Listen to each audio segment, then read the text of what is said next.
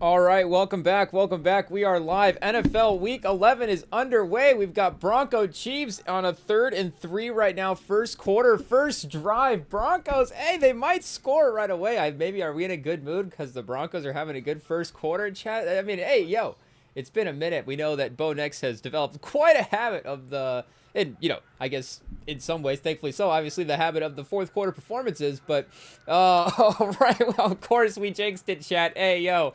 Chris Jones with the sack on 3rd and 3, but good drive getting into the red zone. It's not going to matter. They're going to get, I guess, well, how badly are we going to jinx this to start this off? They're going to get 3 points. Hey, yo, stay tuned here right away. Drama off the bat. But again, Bo Nix to start a lot of these games has, it's taken a minute for him to get going. And like we said, the accuracy down the field has definitely been something that is needed to just increase over the course of the season in general, not necessarily even just the games. But he had a pass earlier that was still incomplete, but it was like not quite as overthrown as possible. Like the receiver, this time when the receiver dived forward, he was actually almost able to get it. So I was like, oh, what was that? The receiver? He paused. He had both hands on it. He was, it was one of those that like.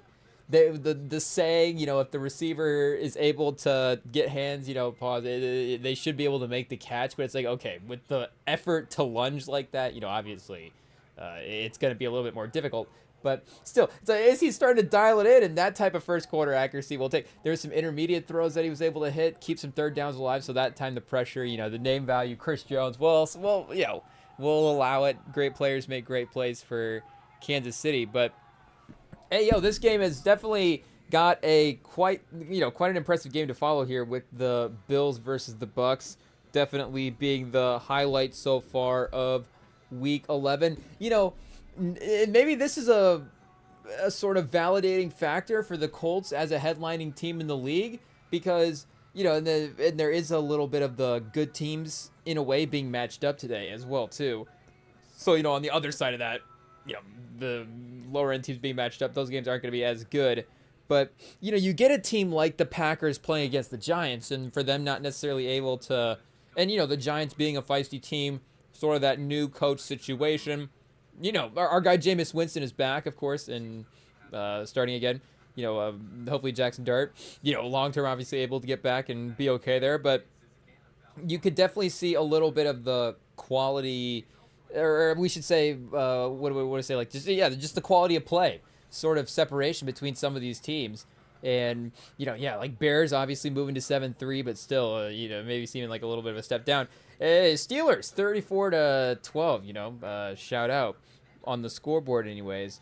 But yeah, I mean, clearly, like we're saying, you get obviously Lions, Eagles matched up against each other. We got Broncos, Chiefs right now. Chiefs record struggling a little bit. Seahawks versus Rams. We might have to, do we have to tap into a live stream for this game, chat? We'll have to see.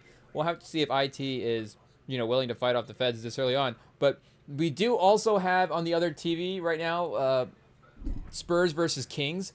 So it is going to be a tough one if we want to try to, replace that game for the sake of the NFL Sunday. Maybe, I don't know if we have to stick to the programming, but hey, at the end of the day, we got to keep up with what's going on in the NBA as well too. So maybe we have to we'll see what we can have happen here, because this is obviously, this is maybe an NFC Championship game preview. I would say more likely than Chiefs Broncos obviously being an AFC Championship preview, though those teams could still be amongst the best in the conference. And, who's more likely to not make the AFC Championship game there? Kansas City.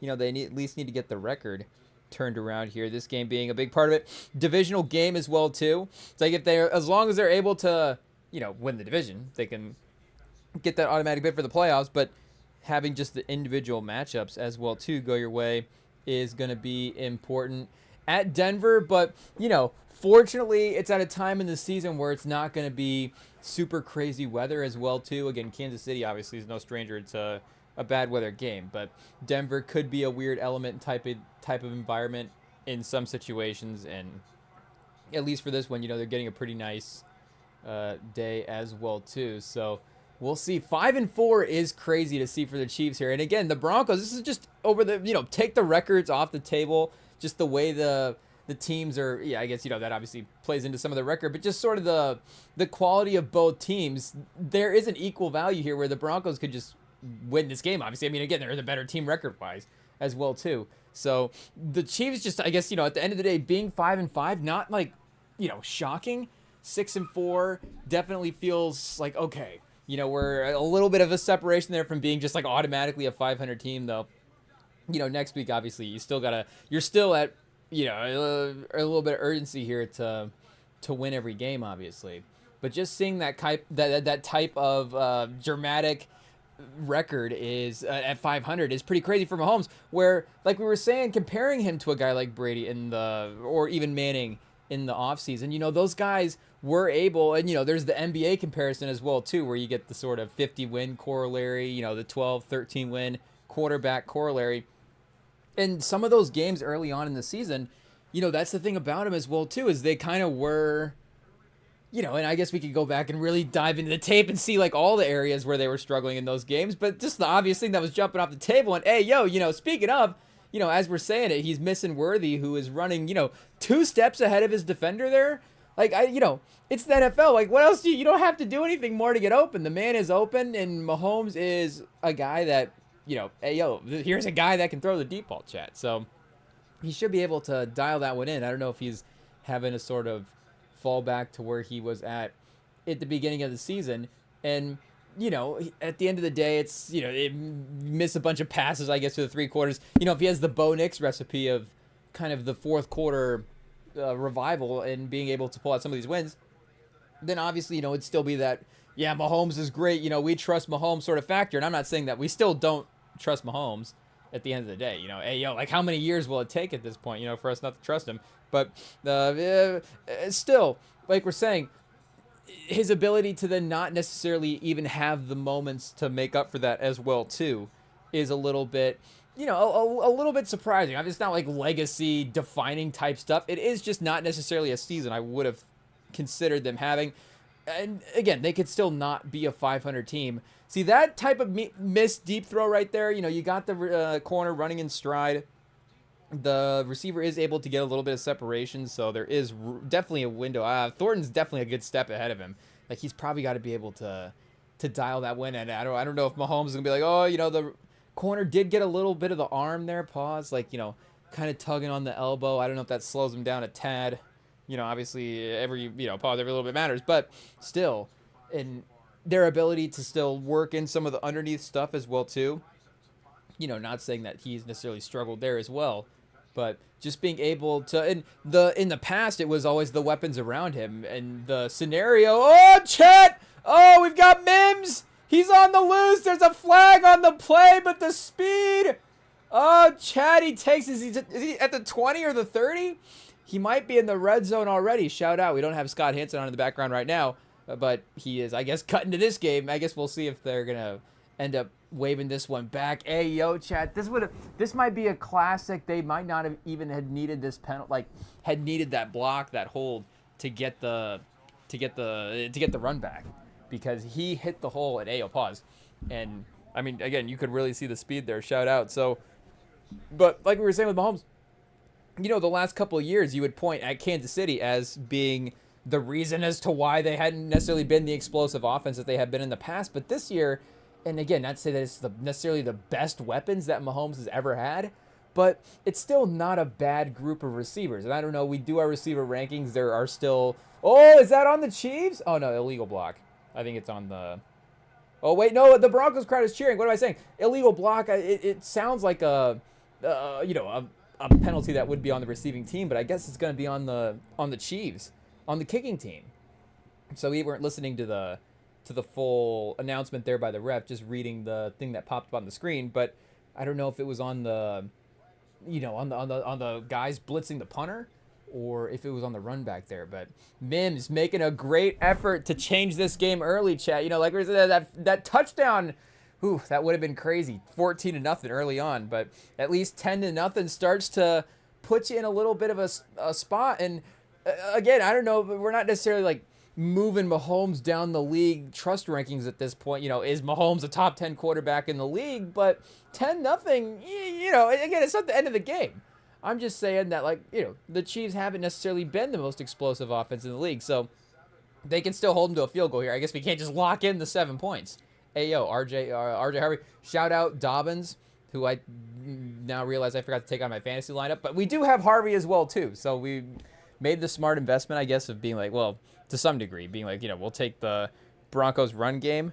But I think now, at week 11, the pick finally pays off. Though Harvey has still played well over the last couple of weeks. He's gotten to the end zone a couple of times, whatnot. But, he will obviously be more of a single RB1 role. And McLaughlin as well, too, who has been lost a little bit. I don't know if he's had, we go look at the stats, maybe there's some fumble issues there with him. But he has definitely been a guy who, when he was playing last year as a 3-down back, or like more of like a 3rd down kind of receiving type back, seemed like he was being effective for him. So I know Harvey, again, is a little maybe redundant for McLaughlin, but still just to have another weapon as well, too, where for them, like we were saying, it's a little bit more maybe Bo Nix with the distribution than it is the weapons that they have at receiver. But still, you not necessarily, with Sean Payton, you think there'd be a ability to be able to, work all the guys into the play calling. But still, to have that kind of depth, like we're saying, where you feel confident in your 3rd running back, running back depth, underrated in the NFL. Oh, batted pass on 3rd down. So it is going to be a field goal, chat. It is going to be a field goal. Okay, so there we go. I mean, this is, how the Chiefs have obviously been winning these games over the last couple of years. Shout out. I mean, and I know that, we can compare it, I guess, step for step with the Brady timeline for Mahomes.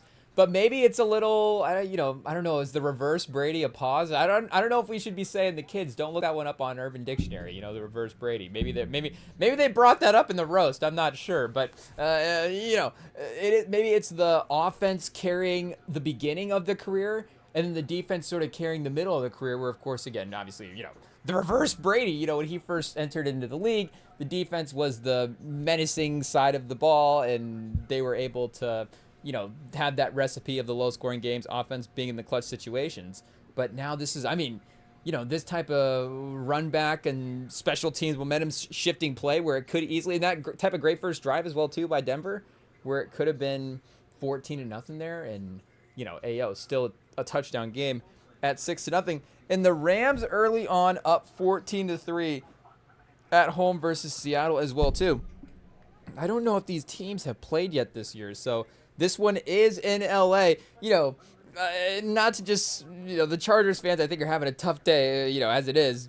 Tough game to the Jags. But unlike a Chargers game in LA, the Rams do have a little bit of home field advantage. There is a little bit more of a buzz. Even, do the Rams have a deep, a deep legacy in LA at this point? Oh, maybe a little bit. Were the Rams in LA before? I know, maybe the Raiders were. I remember all the teams that have bounced around there, but still, just they do feel a little bit more obviously like just the LA home team. So there is just that buzz of they're still the team of the city.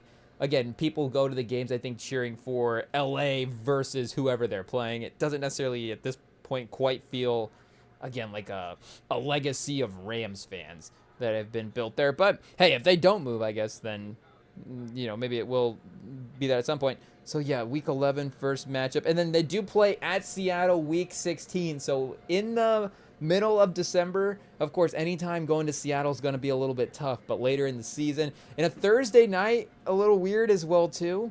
The short week is sometimes an advantage for the home team there. So maybe we have to give that Rams the proper credit for the home game here at this point. Though, the Seahawks, I guess they have been really good on the road this year. They are 4-0. So I don't know, we put them in the due for a loss category, or, again, just really impressive stuff by the Rams as well too. I think probably is what has got to be credited as well. But their defense, the Seahawks defense, has obviously been one of the more impressive units. So to see the Rams offense be able to get some possessions here early on, we'll have to see. Maybe they had some turnovers as well too. We'll catch up here on the play-by-play and see what we have.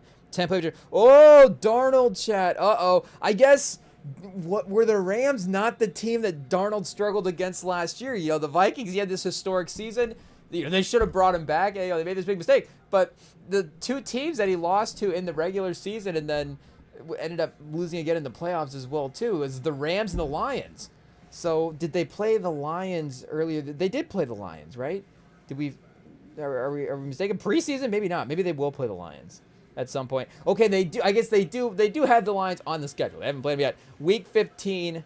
This is the Rams schedule. Hey, that's right. We're looking at the Rams. So that Lions Seahawks run is going to be obviously even bigger test for where they're at in the conference. But I guess if we actually go to Seattle and see. And wait, does that mean the NFC West is playing the NFC North this year? Should we be keeping track of all the cross-divisional scheduling that goes on? But let's see here. Okay, Seahawks. No Seahawks Lions. So I know the Lions, I guess they got Philly tonight as a NFC tester type of game. But I guess for Sam Darnold in that, can he get revenge of the teams that he struggled against last year? He will have a chance again to, I guess, prove himself against the Rams later in the year. But, yeah, that is just from a confidence standpoint not great as well, too. Intercepted by Kitchens 3 plays early on. And they did get the field goal later on the next drive. But 10 plays for the Rams after that. 74 yards just going pause the length of the field. Stafford, maybe this is the MVP game that he needs right here. Shout out. We were definitely saying this a little bit last week, and we're not against Drake May winning the MVP, but the legacy guy, Stafford, getting the award, the continued legacy boost in that way. He got the playoff legacy boost with going to the Rams and getting the Super Bowl. So if he was able to continue to get the regular season accolades as well, too, and actually win an MVP, I think it would be fitting. And a guy that, like we were saying, because of the Super Bowl win, feels like an MVP-level quarterback. Whoa! Vassell with the massive dunk, chat. Hey, yo. Shout out. Sacramento, I think they've had some fun games. There was a game the other night or was it this past Saturday when Steph and Durant and James Harden and Westbrook all had good stat lines. So we'll see if Westbrook has a good stat line tonight, I guess. But Vassell with the good highlights here in the second quarter. No Wemby for the Spurs. I guess I don't know if we said that already. We said that we had him on, but no Wemby for San Antonio. So this is Sacramento, on the schedule. Wemby, go ahead and take a night off. You've been playing well. It is what it is. Let Castle and De'Aaron Fox kind of figure some of this stuff out. Some Carter Bryant minutes in here, and we've also seen a little Kelly Olynyk as well too. So the Carter Bryant minutes though should be fun. I mean, I gotta be honest, I kind of forgot that Carter Bryant was on this team as a guy that we took in the first round. So do we remember our full draft last year? This past draft, Harper as the potential more instant impact guy. Well, I guess there is a case, or there is a world where Carter Bryant is actually the more instant impact guy, obviously. But, Harper being the higher draft pick, the higher upside value, and just the first one that we had off the board, definitely kind of messes with Carter Bryant's stock a little bit. But still, he was a lottery pick as well, too, right? So, again, it's not like he shouldn't be an impact guy, even if he was the only first-round pick that the Spurs had taken. So, for him to get some good minutes out here will be fun as well too, because he can kind of play the 4 next to Wemby. I think he might be like a sneak. He's got number 11, so I don't know if this is influencing our opinion at all, but he might be like a sneaky 6'11". Hey, yo, chat, we got to pivot to the Carter Bryant basketball reference page here real quick. I guess, the thing about Cornette is he can be a backup center to Wemby, but then the potential too big lineup that you can run with them, where you have 2 kind of versatile centers out there, is, just a good mix-up as well, too. So I think Bryant could give you, again, be like a 4 next to Wemby, but he could be, okay, he's 6'8". Yeah, well, I guess it is what it is. With shoes, chat? Is that without shoes? That might be with shoes. So, we're lost in how they measure these. Pause. How they measure these guys in 2025. But regardless, he can still, at 6'8", I guess, be a 4 next to Wembanyama. Though, again, Cornette's like 7 foot. The problem is, obviously, well, not the problem. The thing is just Wemby's 7.5 foot. So it looks like 7'2" next to 6'8", like what it typically should be. But instead, it's, again, like 7.5 feet next to 7 feet tall. Vassell, chat. Hey, yo, Vassell's cooking right now. And again, he's been obviously very productive in the sort of off-ball scorer role that he's been moved in. And not to say that he wasn't an off-ball scorer as well before, but there was a little bit more of a reliance for him to set up the offense. And I think that was, they had Chris Paul there for a second. They were, even with Wemby over the last 2 seasons, it was like, hey, can we get a point guard at some point? But Vassell as well, too, is a guy that needs a point guard, I think, to kind of set up his scoring. Again, I think you want him to be able to create off the dribble. I mean, good drive here. The pass to Cornet. Unfortunately, Cornet's not able to corral it in there.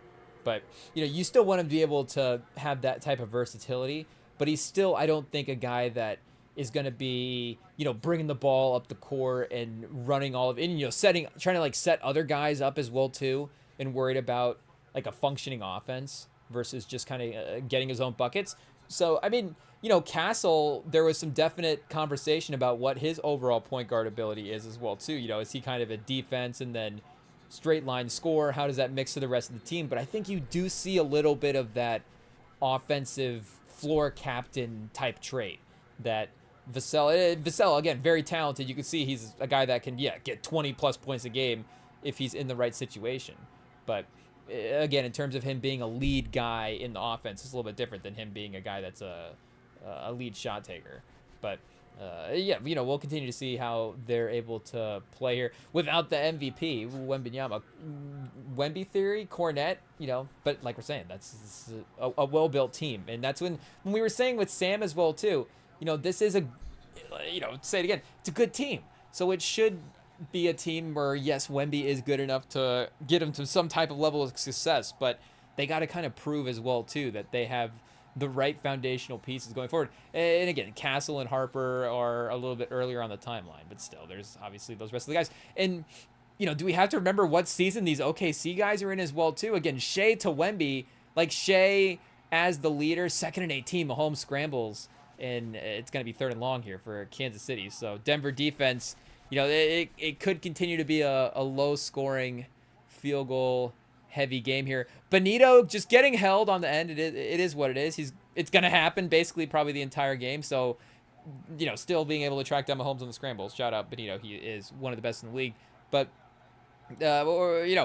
Shea compared to Wemby, Shea is at the point of his career where he actually, should start turning that corner to be a championship contender type guy. He's starting to enter mid-20s. Tatum obviously has been in some more playoff series at this point in his career and a little bit more, under the microscope in the playoff sense. But, at that point in his career, too, where he's starting to get the title, starting to get into the impact in their careers. I mean, Giannis was probably around the same age when he got his first one, honestly. Hey, how old was Giannis when he lost his title virginity? I'm not sure. But, it's been a couple seasons now at this point. Giannis needs to get back out there in the playoffs, Chad. It is what it is. I guess, shout out.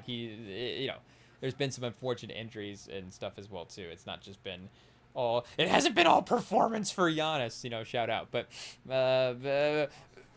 with Chet and Jalen Williams and with, Dort being kind of a veteran guy, but with the other main pieces of the title, throw the team on the back type guys, it's like, okay, obviously in the final type minutes, it's going to be down to Shea. And it was really kind of like a Shea Jalen Williams show a little bit there as well, too. Kind of a Shea Jalen Williams, Lou Dort. So that could be, Wemby, Castle, Fox, or Wemby, Castle, Harrison Barnes. Hey, we'll see. Shout out. A lot of stock in Harrison Barnes. Wemby, Castle, Sohan. You never know. It could be. I guess leaves Vassell. We're just gassing up Vassell over here and then leaving him out of the mentioning his name. But maybe it leaves the opportunity for one of those guys to step up in that way as well, too. But hey, shout out. Carter Bryant. What's he at for minutes per game right now? 6, 7, Chet? Hey, Basketball Reference, just teeing it up right there. It is what it is. Seahawks able to get another field goal on the board. I think our live stream just got cut out. I guess we can just throw on the red zone on the phone here. We might as well, right, chat? Try to stay as tuned in as possible. Okay, Scott Hansen, we're back. Only a couple minutes there of red zone not being in the mix. San Francisco starting to win comfortably a little bit versus Arizona, though. Brissett down the sideline. Hey, is that McBride? Shout out. Brissett, 9 for 12, 80 yards. Okay, maybe they just need another possession. Hey, yo, we'll give him a chance here. Is Brock Purdy back today for the night?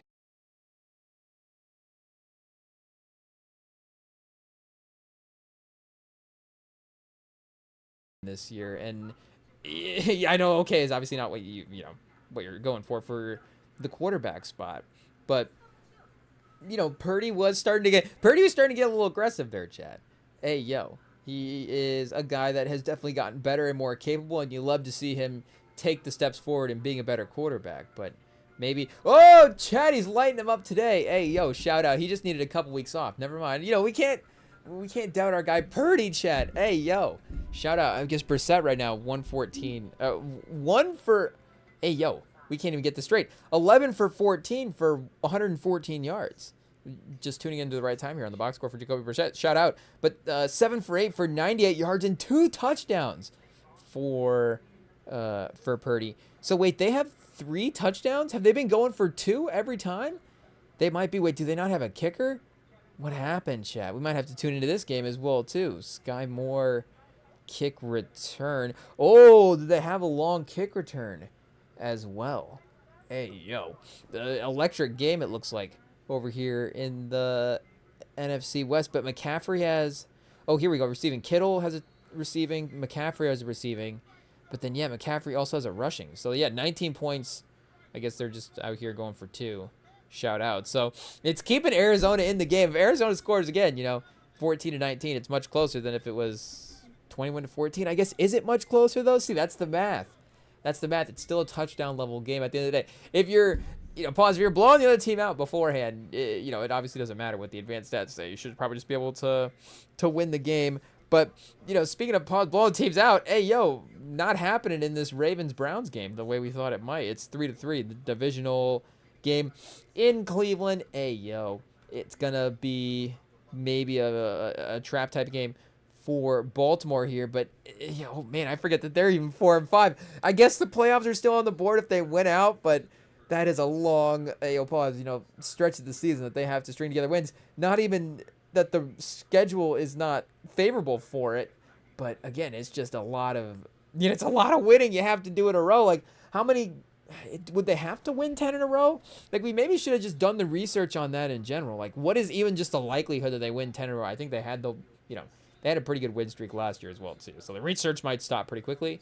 But regardless, it's just a difficult thing to try to attempt and just not to have one of these down games, especially against a divisional opponent like this. You got Jets, Bengals, Steelers, Bengals again, Patriots, Packers, Steelers.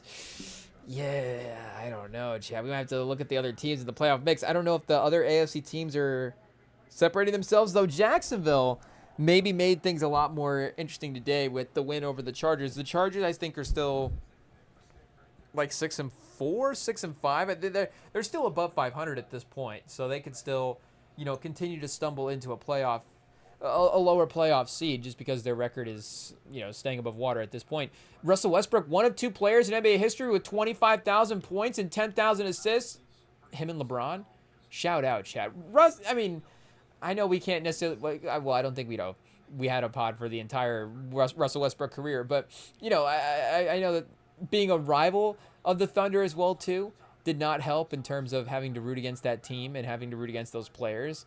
But shout out. I know that, some of the other basketball people out there, Westbrook's not a winning player, whatever. But I don't know if I believe that, Chad. I know that, and hot take, we could take a pro Westbrook stance, but, it's a couple of, how many seasons was he really the best player? And then, I guess were those teams really, Paul George was pretty good that one season. But even still, is Paul George necessarily, he had the Jalen Williams moments in OKC? Just because a guy holds a certain name value. Wait a second. Hey, yo, why are we getting still watching notifications for Roku over here? It's NFL Sunday. Roku should just know. Of course we're still watching.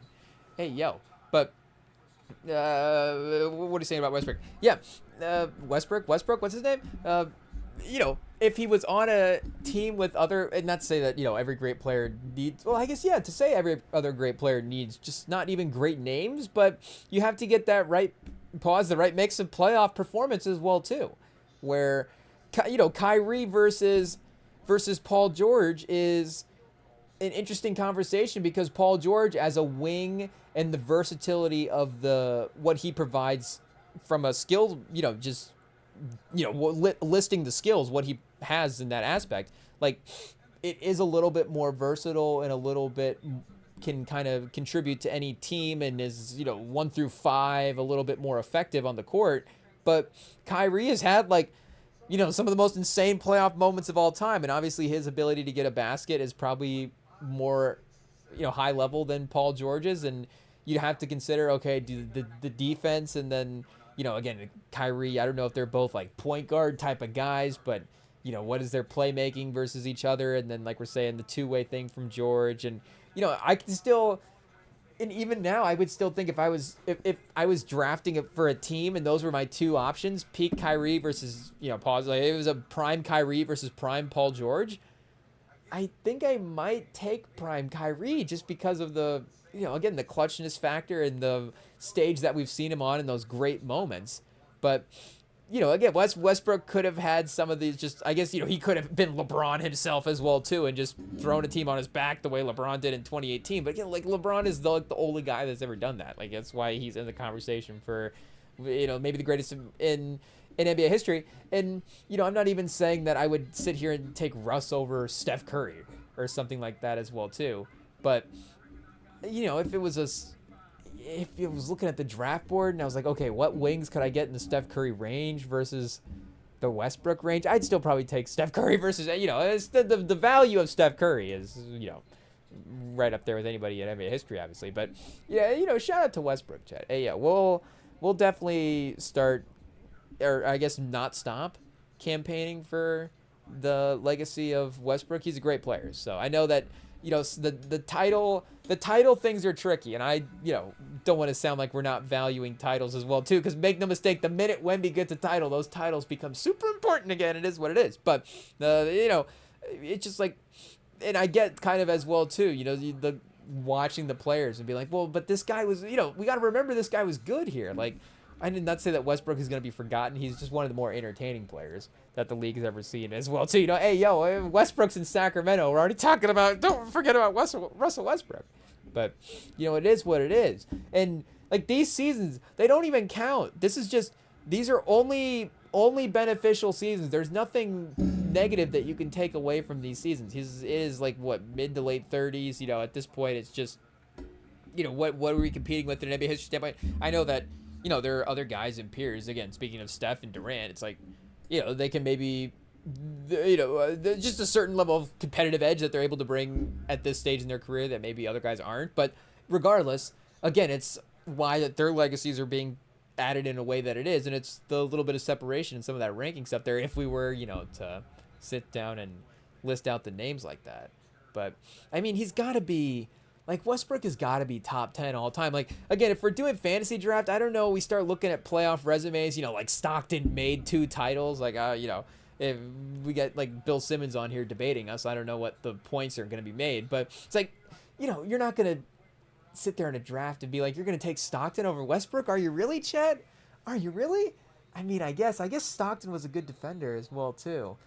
I don't know if he had to, defense in the league, defend Karl Malone off the court, but, he was obviously, again, a guy that was a little bit underrated in that aspect. But regardless, I would, Westbrook, the menacing levels that he could get to defensively as well, too, if he's locking in both ways, is just crazy. So, like, you start going that aspect as well, and I think it becomes an even more interesting conversation. Harden's a little bit like that. I mean, both those guys. Maybe it's I don't know, we're now defending the OKC team that we were rivals against. But, fortunately, they weren't able to win a title, and they did get past the Spurs that one year to make it the year that they lost to Miami. But outside of that, the Spurs were also able to get them a couple times in the playoffs as well, too. There's some injury stuff there as well, definitely some fortunate stuff on our end. But still, we can look back favorably at that team and be like, they didn't necessarily have us wiped down as rivals as well, too. Even though they definitely would have. At some point, if they would have stuck around. I mean, obviously, Kawhi, the what-ifs of all that. But still, regardless, the changing of the guard between like we saw in that one series, what Westbrook, Durant, and Harden. And it was us getting wins as on them as well too after a little bit after Harden got traded as well. If they would have stuck around, I mean, it's not just San Antonio. I don't think San Antonio would have been the only team that would have struggled to contain those 3 guys together on the court as well. But yeah, I think I the best guy in a title team is just, it's such a limited list that I feel like that is not even a fair conversation sometimes as well too, to where, and then there's the next level where a guy like even Barkley, it's like, well, okay, maybe just he didn't win, but I kind of just, we'll just put him in that tier anyways. It doesn't even matter. But maybe Westbrook versus Barkley, we're still, I think I might still take Barkley at that point. I don't know if Westbrook has a really fun, late night NBA post game show career afterwards, then maybe Westbrook over Barkley would be a conversation at this point. But I think Barkley is still, obviously way up there for NBA history. But shout out, I guess Westbrook, I think it's halftime right now in that game. So we'll have to wait for our guy to get back on the, back in the game. I mean, I know that we've kind of been hesitant about saying that we wanted him in San Antonio, but now that San Antonio's good, Chad, it's like, yeah, we'll take him. We'll take him. I think the worry would have been if he goes to the team and then maybe he finds himself a little bit more important than we need him to be. And that's not even an anti-Westbrook point. It would be, again, a function of the team looking around and being like, oh, we need Westbrook to be creating plays for us here at the moment. Like, what's actually, maybe some of the developmental stuff for some of the guys is not quite happening in the way that we thought, just like in this, like, a very quickly type of way. But regardless, he would be a guy that is still capable and confident enough to, accomplish those things at the end of games. But still, the effectiveness at this point is obviously a little bit different. But yeah, if he was the ninth man, eighth man, I don't know, who is he even getting minutes over in San Antonio? But regardless, if he wants to ring chase in San Antonio, like, that would be a fun team for him to ring chase on. And he's gonna hit this point at some point in his career. There's no way he's not. I know that he may not hit this point when he can still go out there and put up a triple-double, in Sacramento. Like, he might try to ride that part, he might try to play that out as long as possible. Because, again, he can still, night to night, is he as effective, is he as impactful, but he can still go out there and put up stats against some of these teams. But once that falls off, at some point he's going to be like, okay, I'll just go chase a title on some of these teams. I feel like it's going to happen. Pause. Whoa. I feel like Westbrook is going to, not to say that, Westbrook's going to fall off soon. I mean, again, career's obviously moved into a bit of a different point. I'm just saying, I feel like he will be the type of guy that sticks around even when he is not necessarily on the court play level, or just, it's like, okay, we can't risk throwing him out there at this point, but he'll still want to be a part of a team, I think, and just, being a part of a championship team, I think it would be just a fun thing for him to experience, obviously, as well too. And again, there's some of that OKC San Antonio rivalry stuff there, but that would be a good one, I think, for him to be on for. Yeah, obviously, if he wins a title in San Antonio, I think we'd be pretty okay with that, because, I mean, San Antonio's getting a title. But I think OKC fans would be okay with that as well, too. So I guess the question would be, does Sam Presti trade for Westbrook this year, chat? Hey, yo, would that be sort of the ultimate homage to OKC? Because we know that they're cooking right now on their way to, they're going to be 80-2 by the time we get to the playoffs. But they're, speaking of teams that don't need Westbrook, respectfully, like, they can kind of have him out there in garbage time situations, or running him in bench situations in some games where maybe they're giving some guys some nights off. There's some injuries, playoffs, definitely not getting the same type of minutes, but maybe there are certain opportunities where you find you can put him out there on the court.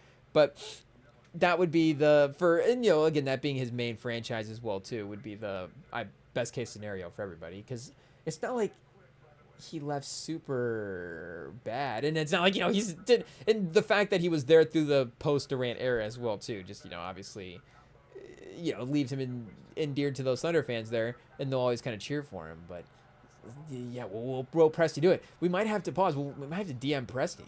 Be like, hey, can you go save Westbrook from OKC? I mean, how many picks do you have? You don't even have to give him a first. You may just be able to just, like, some cash considerations. What did JJ Redick, was he the one that always says, like, he got traded for a printer or something like that? They traded him for cash considerations, and then they bought, like, a new printer for the office with the cash, which, I guess I've never actually.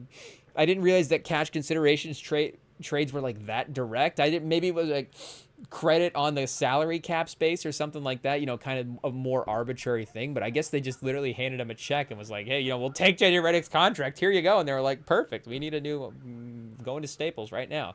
But so I don't know if Presti's able to just like go to what's the name of the owner, Chad? It's not. Is it Vivek?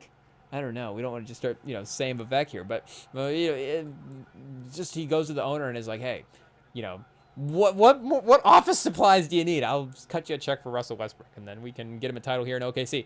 Because that would be, like I'm saying, obviously we would love San Antonio to win a title, but if Westbrook is going to win a title, then OKC is the place for him to do it. Though that Washington season was pretty fun. So if he was maybe able to go back to Washington, once this Alexander Sarr core really continues to take off, Gashawn George, Alexander Sarr, Trey Johnson, when they're competing for the Eastern Conference title, they can bring in Westbrook. And he might actually be able to help that team as well, too. Again, this OKC team is obviously, Westbrook's not going to be able to give the minutes. But if there's like a Game 6, Alex Sarr pick and roll with Russell Westbrook, I mean, hey, what timeline is this, chat?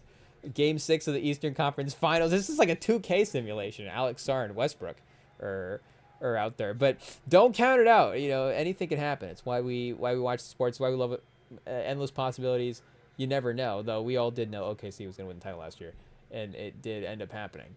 But Kansas City still 3-6. We should say this game is turned into a boring one. Chat. The Chiefs might be. Are they the most boring primetime team? Again, speaking of that, just pause the reverse Brady, the reverse dynamic of the team where they are equally the most fun primetime team that we've had in the 21st or, the 2020s and the most boring primetime team that we've had in the 2020s. The Tyreek Hill stuff was a little like end of the teens too. Like I'm trying to think, but I think the playoff game was in the 2020s versus them in Buffalo. So as long as that game's in the mix, that's right up there with the most exciting games that we've had, or most exciting, endings to games that we've had. But for them to be on both sides of the scale is pretty crazy. And they are now in that sort of work their way down the field mentality as well too.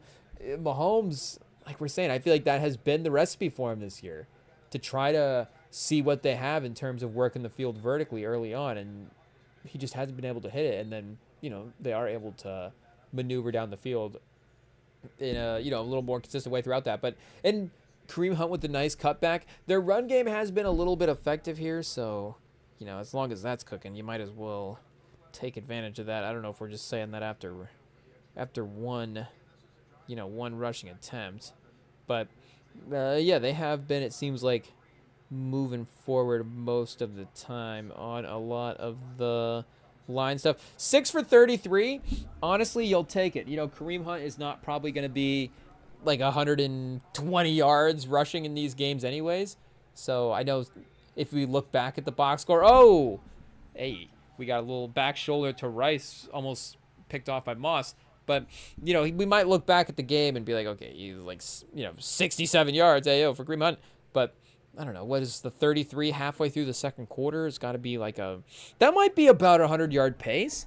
I don't know, 20 more yards gets him to 50. So can he get to 50 yards before the end of the second quarter? Which, I mean, we can do math at that point. He would then be on a 100-yard pace.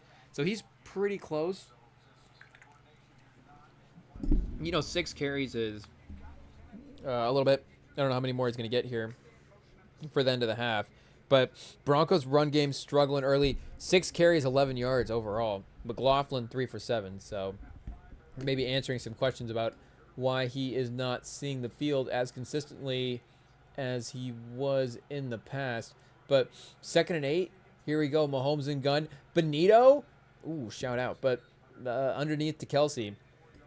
Continuing for the easy looks. So we should probably look at a game here from earlier on. The early London game, Commanders versus Dolphins. Dolphins now just, I guess, surprisingly a competent team. 4-7. Like their record has been, like kind of decent this month or over the last month, I guess. I don't know if we're necessarily going to say that they've turned into one of the best teams in the NFL, but you know, they're above 500 here as of late, so that definitely means something. Tua is, okay, 14 for 20, 171, and Achane did go down with an injury as well too. So I guess we'll see kind of what the long term for that is there. Maybe this is just like a, continue to respect Achane type of moment for this Dolphins team as well too, as one of the premier weapons in the league, because he has been, from a fantasy standpoint, definitely one of the better running backs. Wait, was Devon Owen? It might be Owen. Oh yeah, here we go.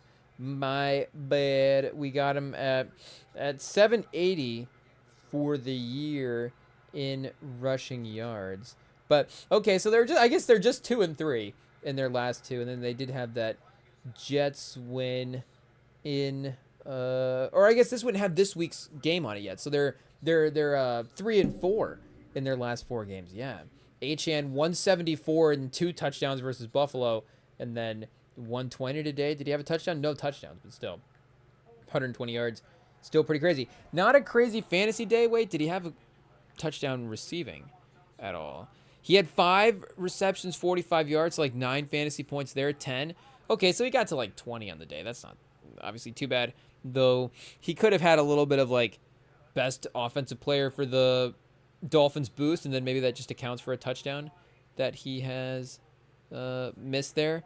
But yeah, obviously with the way that he was attacking the league early on in that 8 yards a carry, it was clear that that was unsustainable. But it was also, when that evens out, is he going to be a good running back? Is he going to be a guy that's just another sort of, gadget weapon type guy who is just having these insane breakout runs?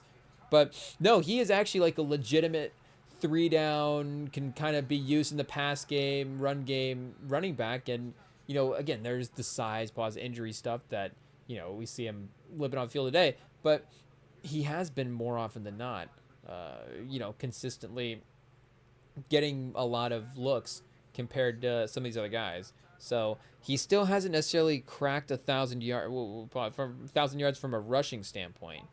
But he was 1,500 yards from scrimmage last year, and he's at 1,100 yards right now. 9 touchdowns. So 11 touchdowns as a rookie, 12 his second year, and he's definitely going to hit double digits at some point as well, too, this season. I guess we don't want to, just extremely jinx him at this point. But that is, for touchdowns to start a career, I know that, again, he's not way up there, because I'm sure that there's guys with 20s and stuff. How many did Marshall Faulk have to start his career, or Earl Campbell or somebody like that? Walter Payton, I guess, just name any great guy. But still, for, I don't know, even if we went draft pick range as well too, that wouldn't necessarily be super fair.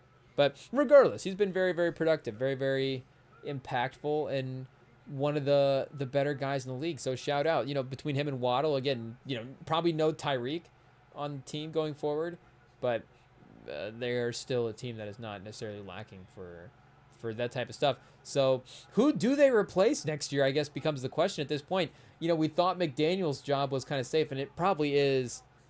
It's probably going to be Tua if anything happens, but still, again, at least they've shown what the sort of good version of all of these pieces together can be. Again, it's not necessarily a Super Bowl AFC conference type of team, I don't think, because there was a little bit of a version of that with as explosive as their offensive was before, but still, it is, again, not necessarily the worst team in the league.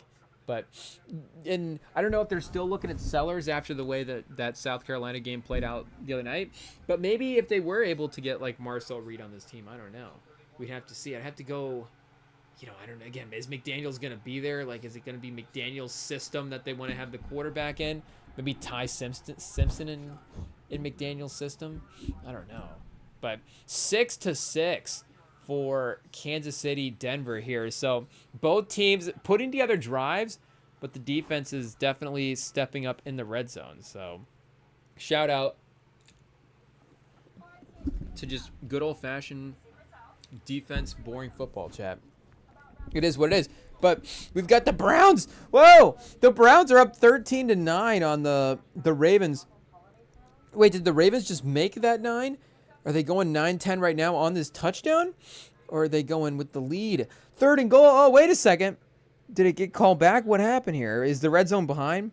The red zone might be behind. Or they're getting ready to score. Oh, no, wait. Okay, so the ESPN, I guess, is just still registering it at 3rd and goal at this point because, yeah, the extra point here on the red zone makes it 10-13. So, hey, yo, we've got, oh, there we go, on the update on the ESPN. We've got Cleveland with the potential ruin the season game so far. So, I don't know if we have to see here what the potential playoff implications of that could be.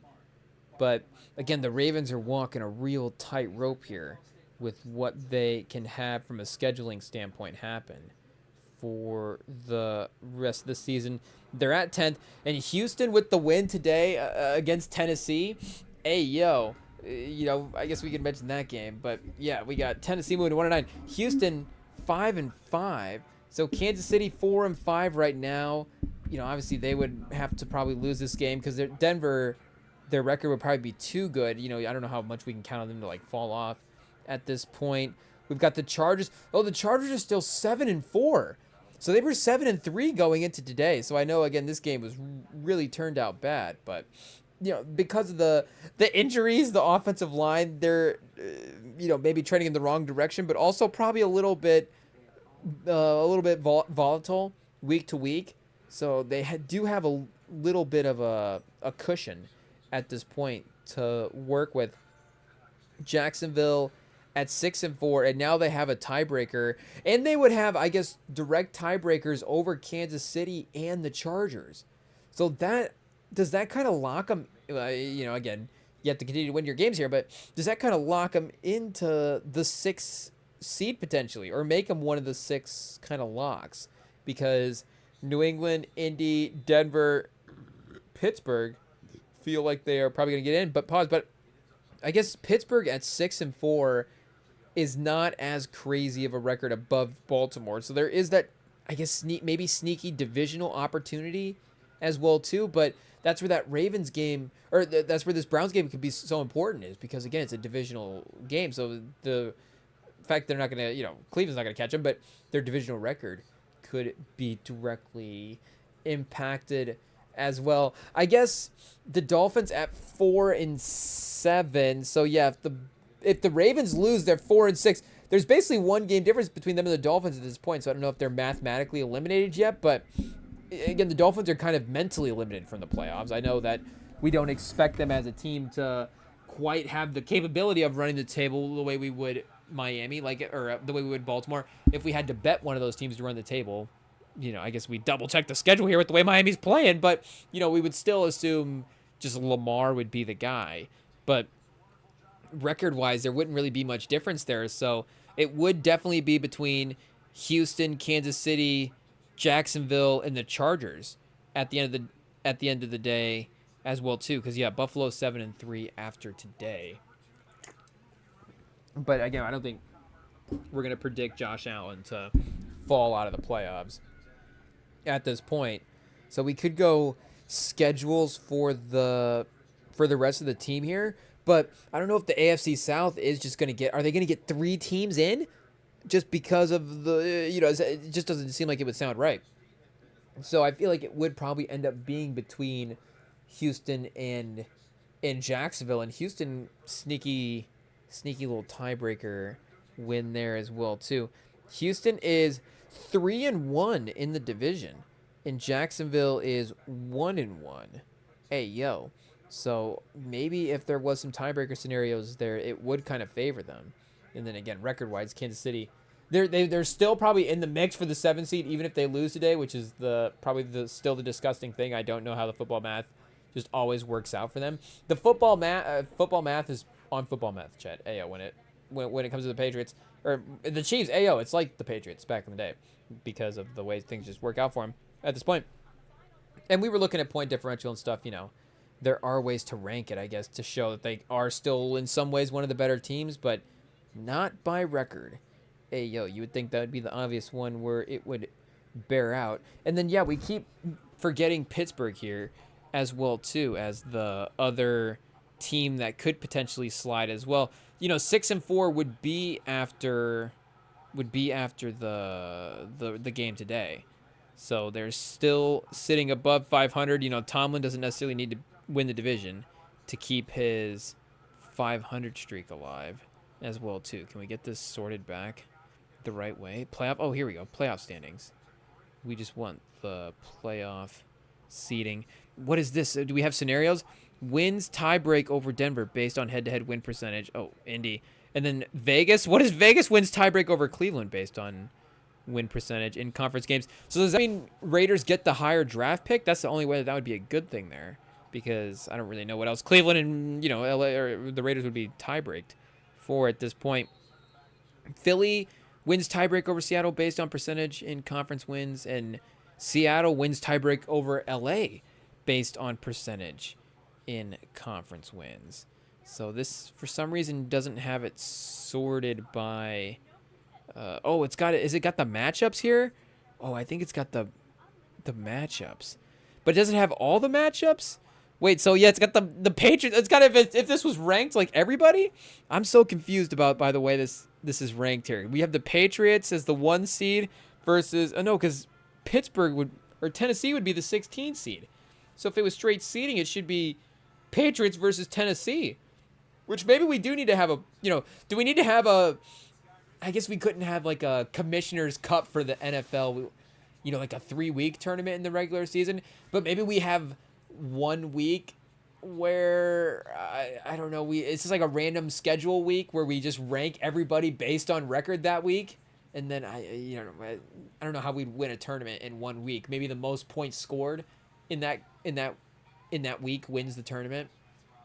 And then there's you'd have to have some kind of scoring based on the seed. The seeding, I guess, would be your matchup. So obviously, if you're the Patriots playing Tennessee, you're probably more likely to score more points in that scenario. Though, Vrabel revenge game, Titans revenge game on Vrabel, they can make it feisty. Who knows? But this, I guess, version of the playoff ranking is not very helpful to look at here. What do we have? Expanded? Hey, yo, pause. What does this even mean? But yeah, 6-4 gets them at 2 games record-wise above the Ravens in the division. 2.5 indoors. Ravens 1-0, 3-5 outdoors. Pittsburgh 6-3 outdoors. Some crazy stat breakdowns here. Denver 7-0 outdoors, 1-2 indoors. Denver don't go indoors. Bo Nix, I guess, maybe the other quarterbacks need the elements for Bo Nix to be as impactful. Chargers 4-2 indoors, 3-2 outdoors. The Chiefs, they've played all their games outdoors. No indoor games this year. I don't know if that means anything, but very interesting. Colts, which is great all over the place. Chat, pause. 6-1 indoors, 2-1 outdoors. So not, as big of a sample size outdoors, but still effective. You'll love to see it. New England 8-2 outdoors, 1-0 indoors. Miami 2-6 outdoors, but 2-1 indoors. So wait a second. They were playing. Who'd they play today? That's right. They played. It would have been overseas. That's why we were like, what arena did they play in? Because they were playing the Commanders. It was a home game, but it was overseas. So I don't know if it was technically an indoor game or if it's like a half sort of dome situation. We'd have to go back and check the highlights of the stadium that they were playing in. But I don't know where that one counts in that category then at this point. Jags 6-2 on grass, 0-2 on turf. Hey, yo, the Jags, some grassmen over there. You love to see it. Denver 7-0 on grass, 1-2 on turf. Chargers 3-1, 4-3 on turf. So winning record all over the place. Chiefs 4-3 on grass, 1-1 on turf. Colts 1-1 on grass, 7-1 on turf. So indoor outdoors maybe not a difference, but maybe turf versus grass. Maybe turf men for Indy, huh? Not something I would have thought of my own team, but hey, I guess some teams gotta like turf. It is what it is. Baltimore 3-4 on grass, 1-1 on turf, and New England 7-2 on turf. Okay, there's a little update there, chat. The turf versus grass records for 2025-2026. Ayo. But yeah, I guess shout out Ravens playoff hopes hanging the balance. Kansas City's getting close, but not quite, though. This would be, oh man. It's not the end of the movie because there is still a little bit of the season left. But I guess if they, and again, if they lose, it's not like it's over after today. But is it the end of the movie or is it the middle of the movie where it feels like they're almost dead? Pause. It's like, okay, like what are they going to have to revive, bring back to life, get the hero to, hero's journey to power through? Hey, yo. But I guess, shout out. We've got that game tied up at this point. Ravens at 10-13. Seattle actually at halftime now as well, too. At 9-14. Wait a second. I don't remember what Seattle's turf versus grass record was. We might have to go back and double check at this point, though. Both teams at 7-2 overall is what is important for this point of the season. Kenneth Walker 6 for 37. Darnold still with the 1 pick, 10 for 16, 92 yards. And I guess Stafford hasn't necessarily been lighting up the stat sheet anyways. 7 for 13 for 50 and a touchdown. Kyron Williams 6 for 76. Ooh, close there, chat. And a touchdown for him as well too. I guess 6-7-6 if we're looking at the stat sheet there. But Higbee 1 for 23. Puka Nacua 1 for 10. 7 receivers, 7 different catches. Ooh, chat, the distribution. Wait a second. Am I reading that right? Yeah, 7 for 13. So nobody has caught 2 passes in this game. Corum has a 5-yard loss on the day as well, too. 1 for 23, 1 for 10, 1 for 8. The complete opposite of the Seahawks, who just throw every time to JSN. And he is 5 for 63 in this game. And it was what? Kitchens? Yeah, Kitchens had the pick for LA. Shout out. So Seattle right there. They've had, I guess, more scoring drives, 3 field goals versus 2 touchdowns for LA, though unfortunately that doesn't matter. But they will, I guess, get the ball to start the second half here. Hey, yo. So they could even take the lead in this matchup as well, too. 2 minutes left, 3rd and 1. Kansas City, Mahomes takes the snap, spins. Oh, Chad, he's got to find somebody. He's got to find somebody, but it doesn't happen. He takes the sack. Hey, yo, a bit of a bad sack there for Mahomes.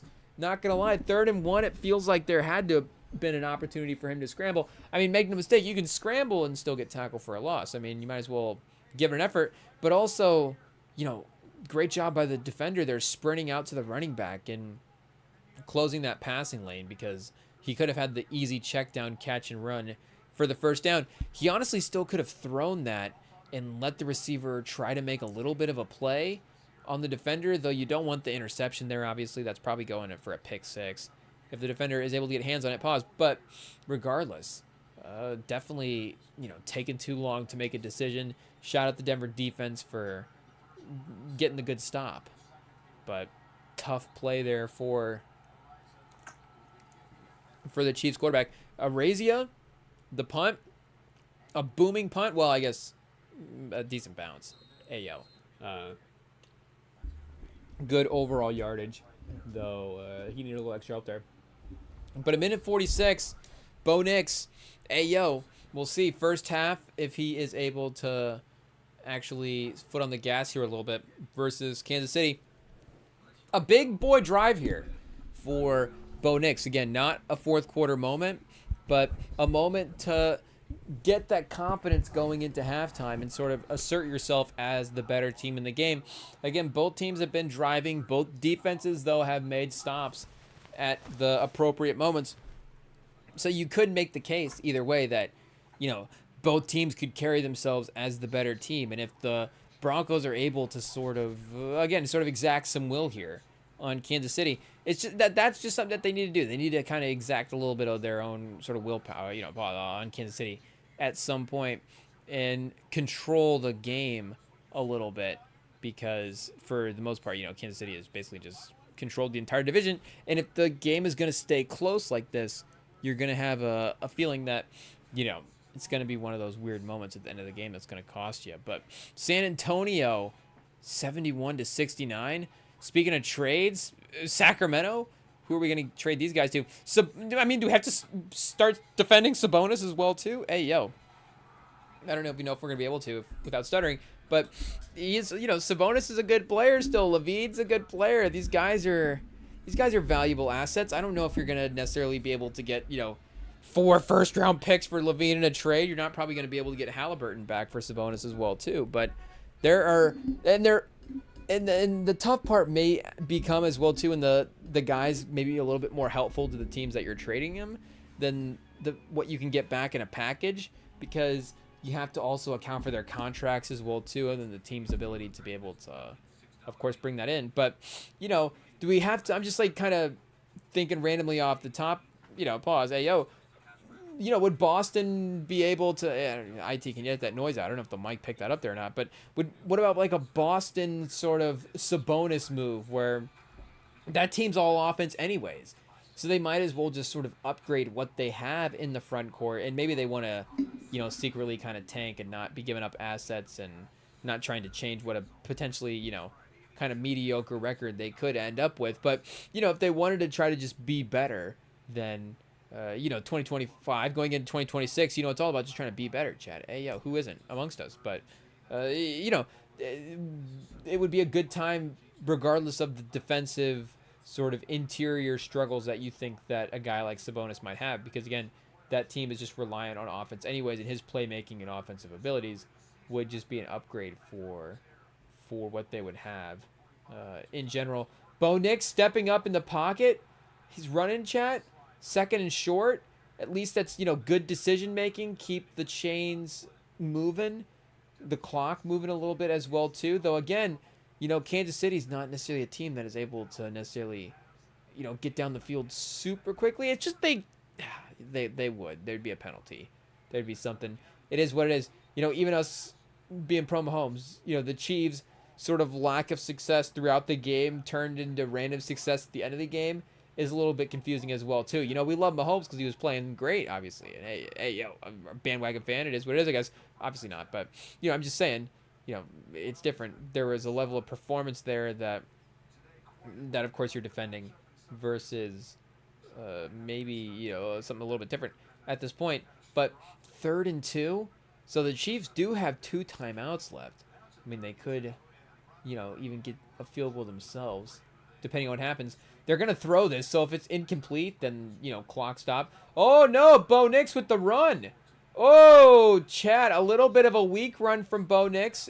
Good job of, holding on to the football, not fumbling, moving forward, at least attempting to pick up the chains. Are they going to virtual measure? We're going to get a virtual measure, a live virtual measure? Let's do it, Chad. Hey, yo. Oh, no, they're going to call 4th and inches. Pause. Hey, yo, yeah, Bo Nix definitely, soften, pause. Hey, what do you even say there, Chad? Hey, I guess softened up is not the right thing to say, but definitely a little less aggressive at the end of the run versus trying to power through and get that extra last couple yards. Jalen Hurts, I don't know. Speaking of Mahomes, Collinsworth definitely would give Mahomes credit for something like that, but they're going to say 4th and inches here. And is Peyton going to take a timeout? I don't know. I think it's under 2. Did we hit the 2-minute warning mark? I think we did, so they can't.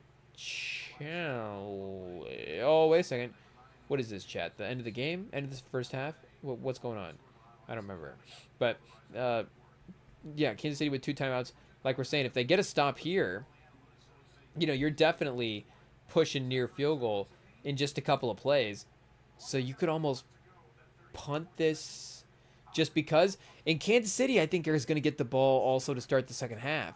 So depending on how this game has gone, it could be field goal, and now all of a sudden it's only 12-6. You're still a 1-possession game at this point. Ooh, a good-looking three-pointer from Carter Bryant, not able to go, but it was a smooth jumper. You can see that is definitely going to fall. It was a good miss, good pause, touch off the rim when it missed. Sometimes though, it's sometimes that's what you need to see to confirm the guy's 3-point abilities. It is what it is. Okay, the punt is going to be a punt that is fielded inside the 15. A little bit of a run back gets it out to the 25, so there is some space to work with, but that is the move. You got to make them drive the field here a little bit. 27 seconds, 2 timeouts. I mean, you would love the gutsiness, of course, of potentially going for it there. And, who knows if you're even scoring, but just running out the clock and not even giving the Chiefs an opportunity at the end of the half. But I think that might speak to Kansas City's offense at this point. And Denver's defense, that you could trust them to not give up 75 yards in 25 seconds. Hey, hopefully we didn't just jinx them there. But you don't necessarily think of Kansas City as a team that is going to, have these type of moments. I mean, there is always, I guess, the thought in the back of your mind that it did happen at one point, but it's just not something that, again, they have been over the last couple of years. So in terms of how you operate strategically, you can kind of just treat them a little bit pacing-wise. They have the pace of a little bit of a normal offense now, which is different in the past. Inbound throw to Hollywood Brown on the first play is past the sticks, 1st and 10, but inbounds is going to make him take a timeout right away. So 21 seconds left in the half. You're still a good 3, maybe 4, maybe 3. I mean, maybe 1, but maybe 2.5, 3 routes away from where you want to be on a field goal target standpoint. 61 career high, and I guess that's what they just said on TV. And I guess mile high as well too is a little bit more friendly for distance. I think it is easier to kick farther in mile high. Hey so maybe you get 2 more yards off the Butker range. Oh, we got movement. Is that offense? Is that defense? The edge rushers were ready to go. Oh, it's offense, Chad, on Kansas City. Going backwards, 21 seconds left. The rookie Simons, 5 yards is not killer, but any type of lost momentum here, is going to get you off script. And like we're saying, there's still a decent amount away. Oh, yeah, he's way off. You've got the linebacker starting to creep down. He's getting nervous, chat.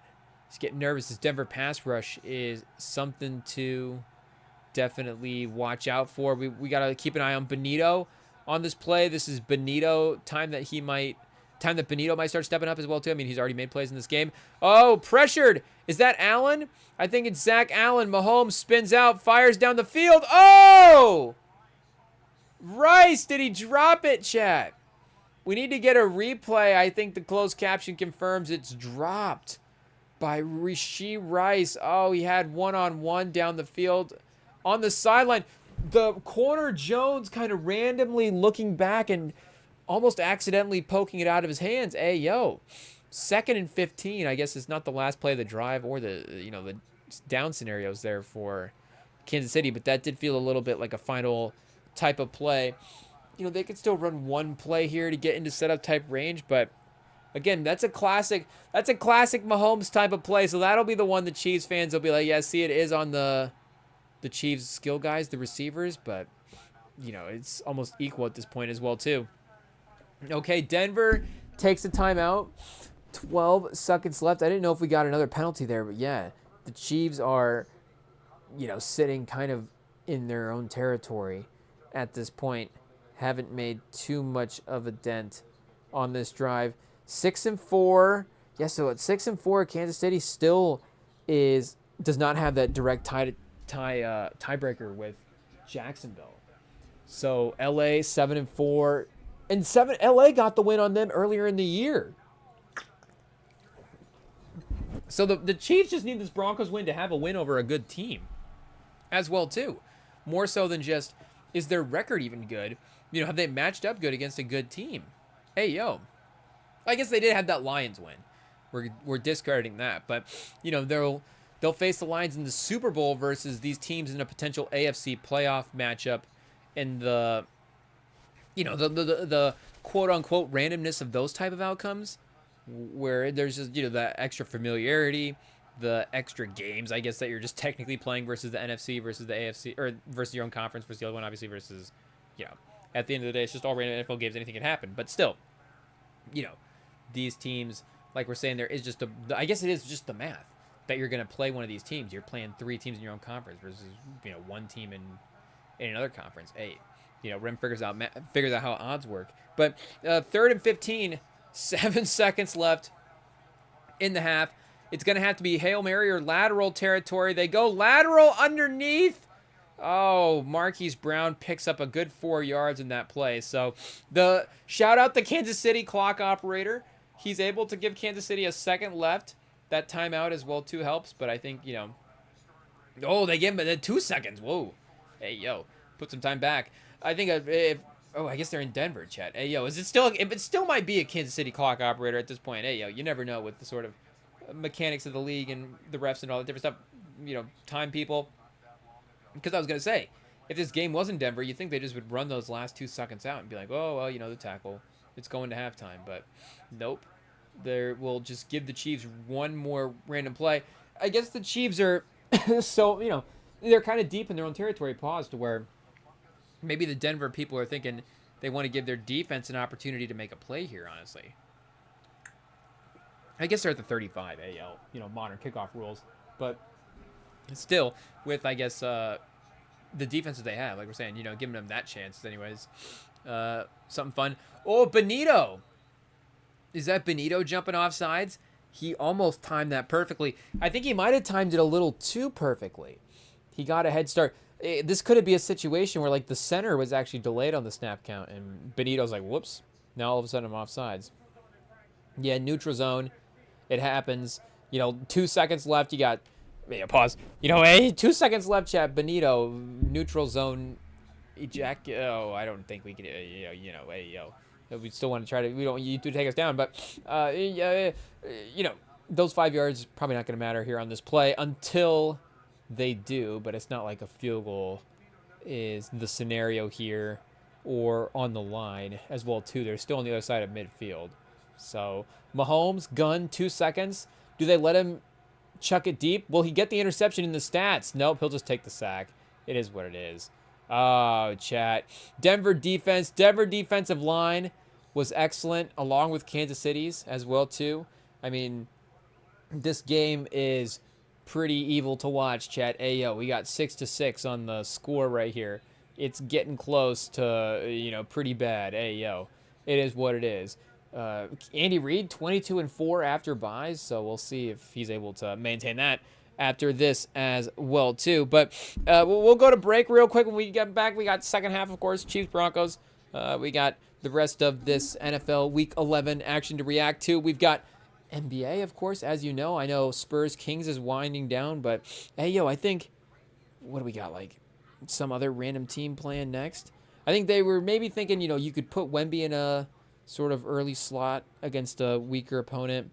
And then what do we got, like Brooklyn up next? I would say Brooklyn has to be playing 5 o'clock on a Sunday. There's no way that's not Brooklyn. So Brooklyn, Washington. Well, chat, they didn't know this. They didn't know that we love watching Brooklyn versus Washington. Igor Denham versus Alex Sarr. 2 combined wins. Stay tuned, chat. Up next, we'll be locked in.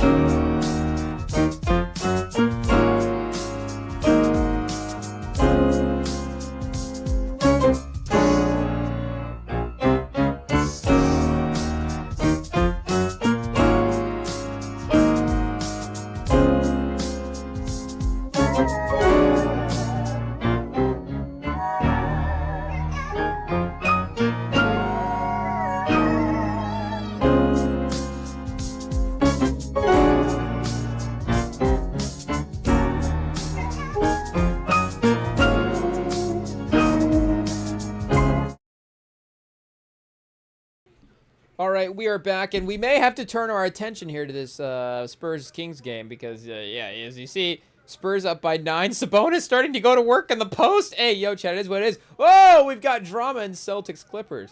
It is what it is. It's a 4-point game. 21 seconds left. Oh, are we going to get a final update as well?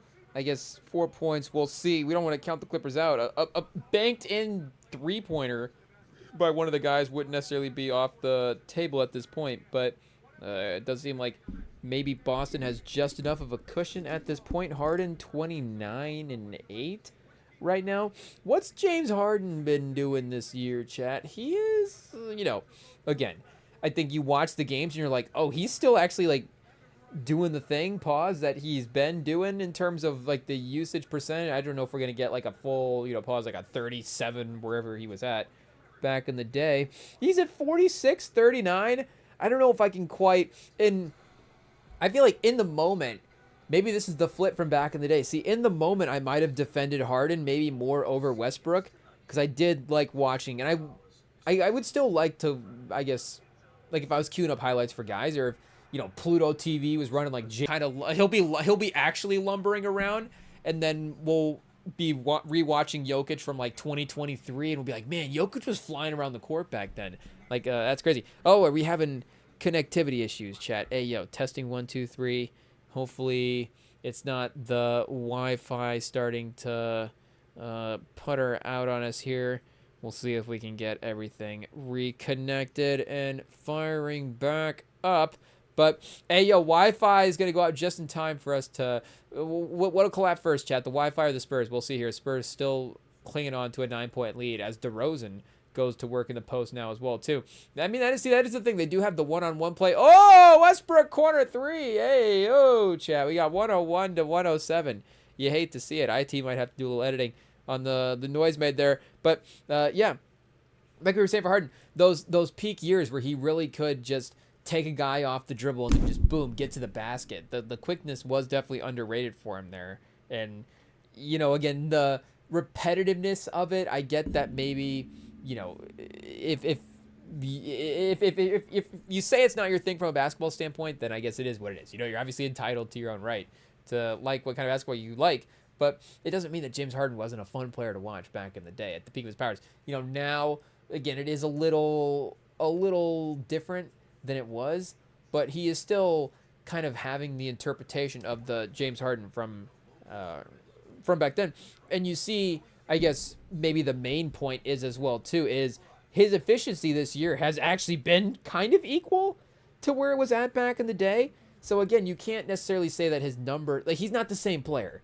His numbers aren't the same. I mean, he was 36 points a game in 18-19. Like it is what it is. I mean, it was 24 shots a game as well too.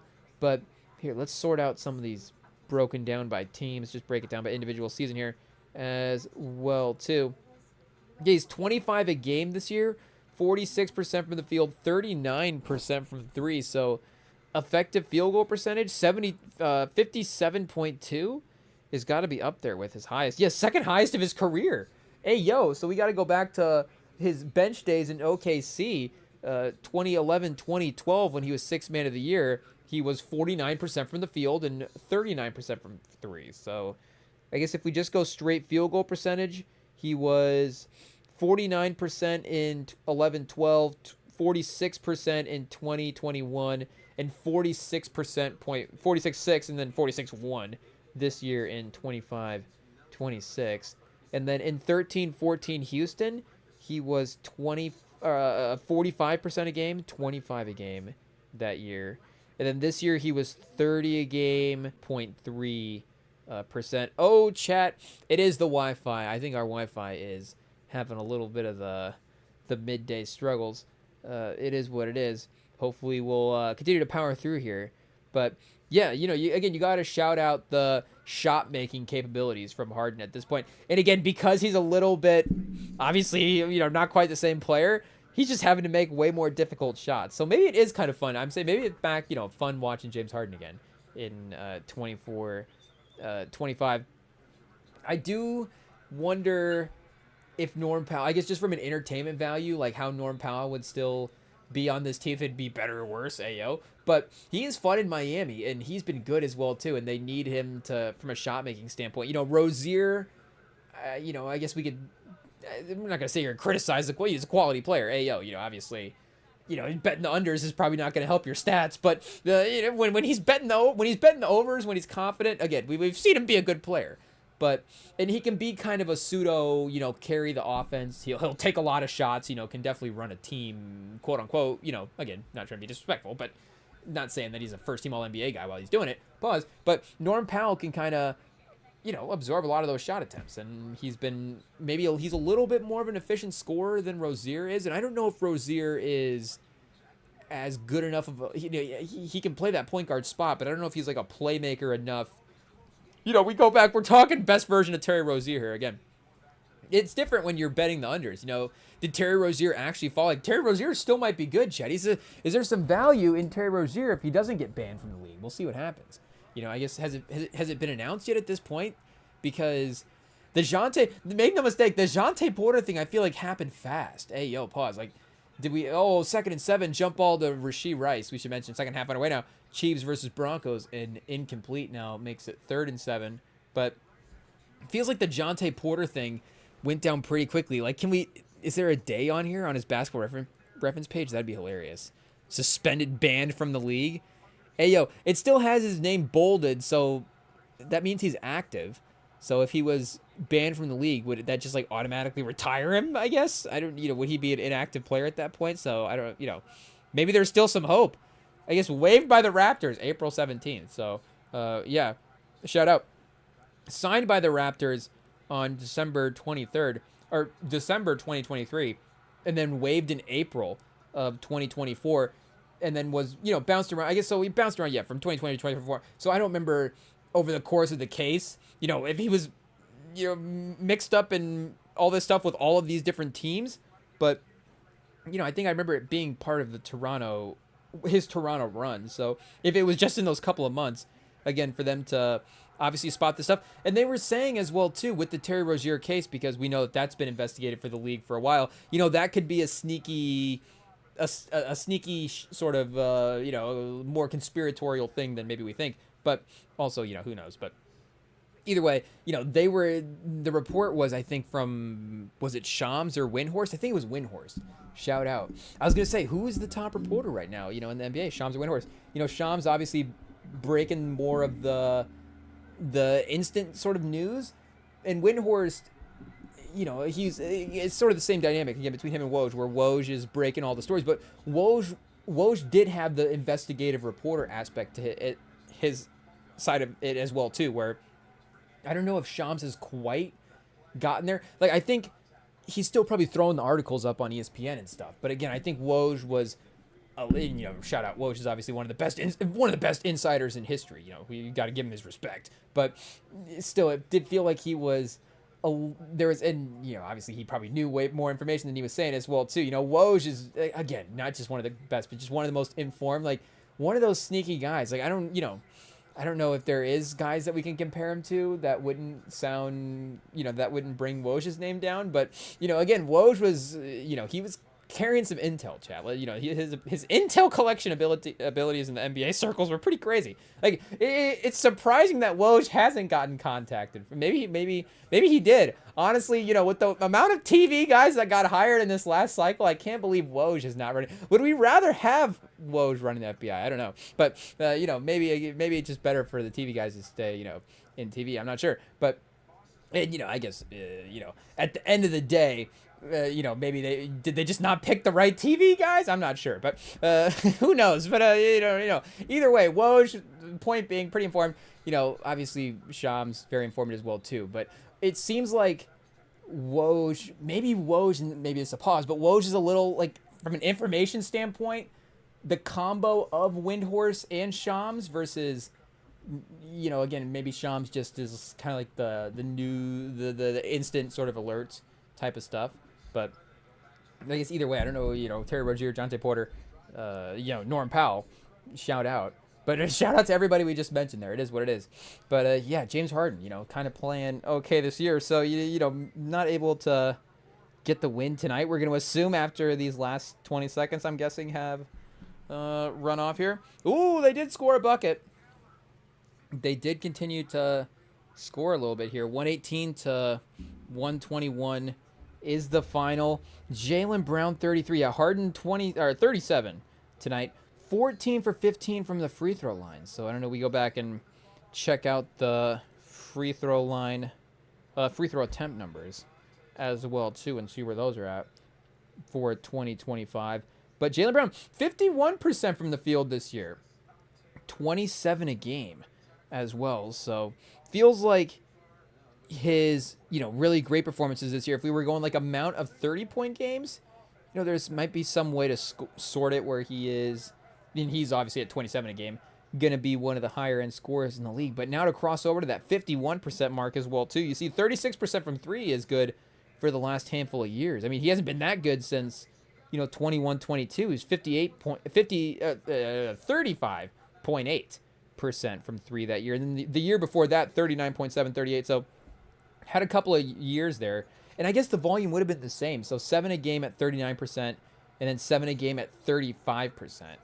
And then it's just been kind of in the low 30s ever since then, but back up to 36% this year as well too. So shout out, been kind of a, sneaky great scorer there in Boston. And of course, the team is obviously at a different level this year. I don't know if Jaylen Brown needs to have the team success for him to, because I guess in some ways this could be like a Scottie Pippen type of year for Jaylen Brown, right? Obviously Tatum didn't retire from the league. Did Tatum accidentally get caught up in some gambling scandals? And then, hey, maybe we need to rephrase that, get a little clearer there. Did Tatum get caught up in some gambling scandals? And maybe they told him, we can suspend you, or you can go down with an Achilles injury in the playoffs. You have this strained calf. If you go game 6 at some moment, you go down with an injury.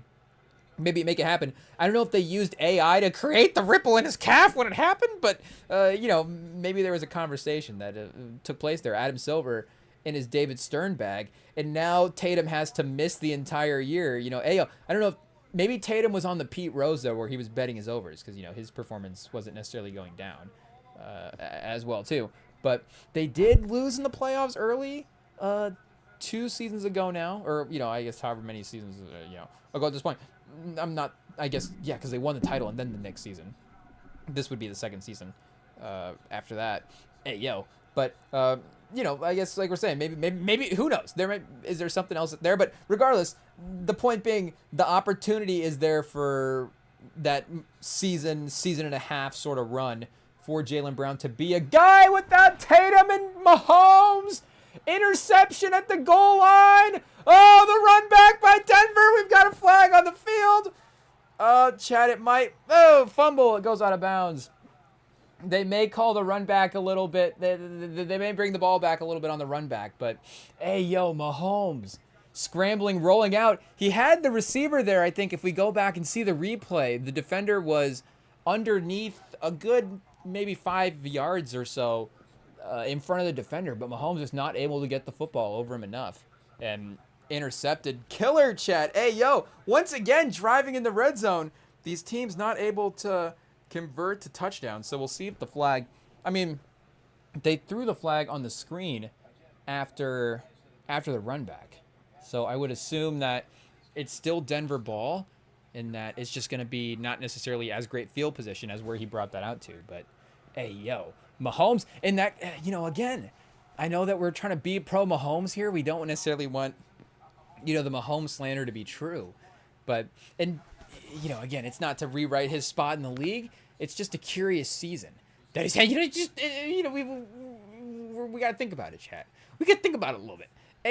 What's going on with our guy Mahomes here? This is not standard type stuff. So maybe Brady, did he not have this season because he got hurt? Who knows? You got lucky. Or he did have, that last season in the Patriots wasn't necessarily that great overall. And I know that playoff game, you go back and look at that, there's some definite obviously there's upset vibes. It's like, okay, was that an upset? But there was a lot of factors pointing to the fact that game could have gone south for New England. And I don't remember and I feel like the line was another one as well too, where it was like, maybe it shouldn't have been that.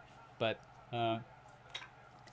Regardless, hey, yo, we're talking about Boston people anyways. But, yeah, Tatum, I guess, like, or Brown, like we're saying, there is a little bit of that, Scottie Pippen level season. I just think it is unfortunate for him that Boston is just not as good as that Bulls team was back in the day.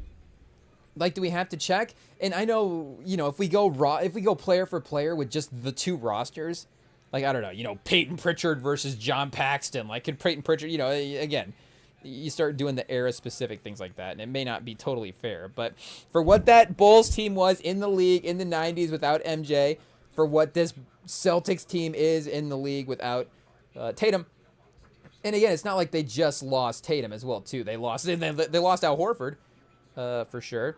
I mean, he was important for them. And Porzingis as well, too. I mean, Porzingis, the best version of him offensively, was able to help them win the finals there against Dallas. And then even just Drew Holiday, as good as Peyton Pritchard, I guess, is, or Derek White is, as good, they just aren't as good as like a peak version of Drew Holiday as well too, or just having an extra guy like that as well on top of what Derek White is able to provide. You're losing that value as well too. So just again, the entire team is obviously a little bit different. Jordan Walsh versus some of these guys, but yeah, you've got Scottie Pippen was third in MVP voting that year, third, so first team All NBA, yeah, and Horace Grant was 10th in Defensive Player of the Year voting, and he was an All-Star. And B.J. Armstrong was an All-Star as well, too, at 15 a game almost. And he would have been 47% from the field, 44% from three. So only 1.5 three-pointers a game. But we'll just go ahead and obviously assume that he's still a 40% three-point shooter. Like, same with Steve Kerr. Like, you're like, oh, yeah, 1.5 three-pointers a game. That doesn't even count. We're just going to kind of mentally pretend he was, like, taking 3 or 4 and still a great three-point shooter. It is what it is. Tony Kukoc, 27%. But even that one, you can still see, 27%, but a little Iguodala-ish. Like, he hits one in the fourth quarter every now and then. You're like, Kukoc, he's clutch. Or maybe more like, top of the key, jumper, mid-range type stuff. I'm not sure. We have to go watch more Kukoc tape. But, yeah, Horace Grant, B.J. Armstrong, Steve Kerr, Pete Myers out here playing 24 a game. You know what name I've literally never, ever heard? And, I guess not to all of a sudden just, we didn't mean to just start disrespectful corner here, but what name I've never heard of before? Pete Myers. Hey, yo, like we watched, was Pete Myers in the Last Dance documentary? Hey, yo, 7 a game. I mean, again, it's not like crazy scoring, whatever. I don't know if there's like a steal that he had that maybe would have helped, the sort of legacy moment. Again, Steve Kerr, I guess maybe not quite as many points per game, but he was 6th in 6th Man of the Year voting versus Pete Myers getting no respect versus, I guess his, again, three-point shooting overall stats a little bit lower. But Kerr had some playoff moments, had some big three-pointers. MJ, I want to throw, I guess he had the Paxton three-pointer and I think the Steve Kerr three-pointer in there as well, too. But, a couple of legacy-defining type things to help, keep your name in history there. So I don't know if Pete Myers had a couple of those moments, but yeah, like Luke Longley is a guy that I feel like you just remember from, if you remember that sort of Bulls team, like he's just a name that gets brought up from that era. Bill Cartwright, Bill Whittington. So, they have 9 guys here that they can play for sure. Again, it's a definite team. You got to give, as I think you do, give Scottie Pippen his credit for this team winning 55 games and being as good as it is. New York, 7 games, Eastern Conference semis.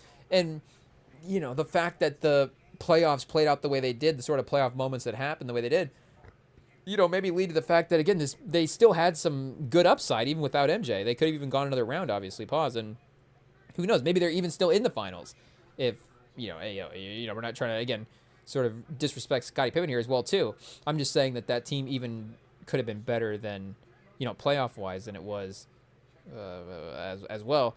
So, yeah, I guess point being this Boston team, maybe not quite that. So, MJ, what did he play? 17 games in the next season and then in the playoffs a little bit. So, Tatum, and they were talking about Tatum playing this year. So, Tatum next year, I would assume the over-under is more than 17. I would assume that he's going to probably try to be back and just play, a normal season next year. MJ that year, 41% from the field. He was 50% from 3 on 2 a game. So he's, 1 for 2 from 3 a game. But 41% from the field, field goal percentage, is what it is, but still late 90s. I think we're starting to get a little more modern with that type of stuff.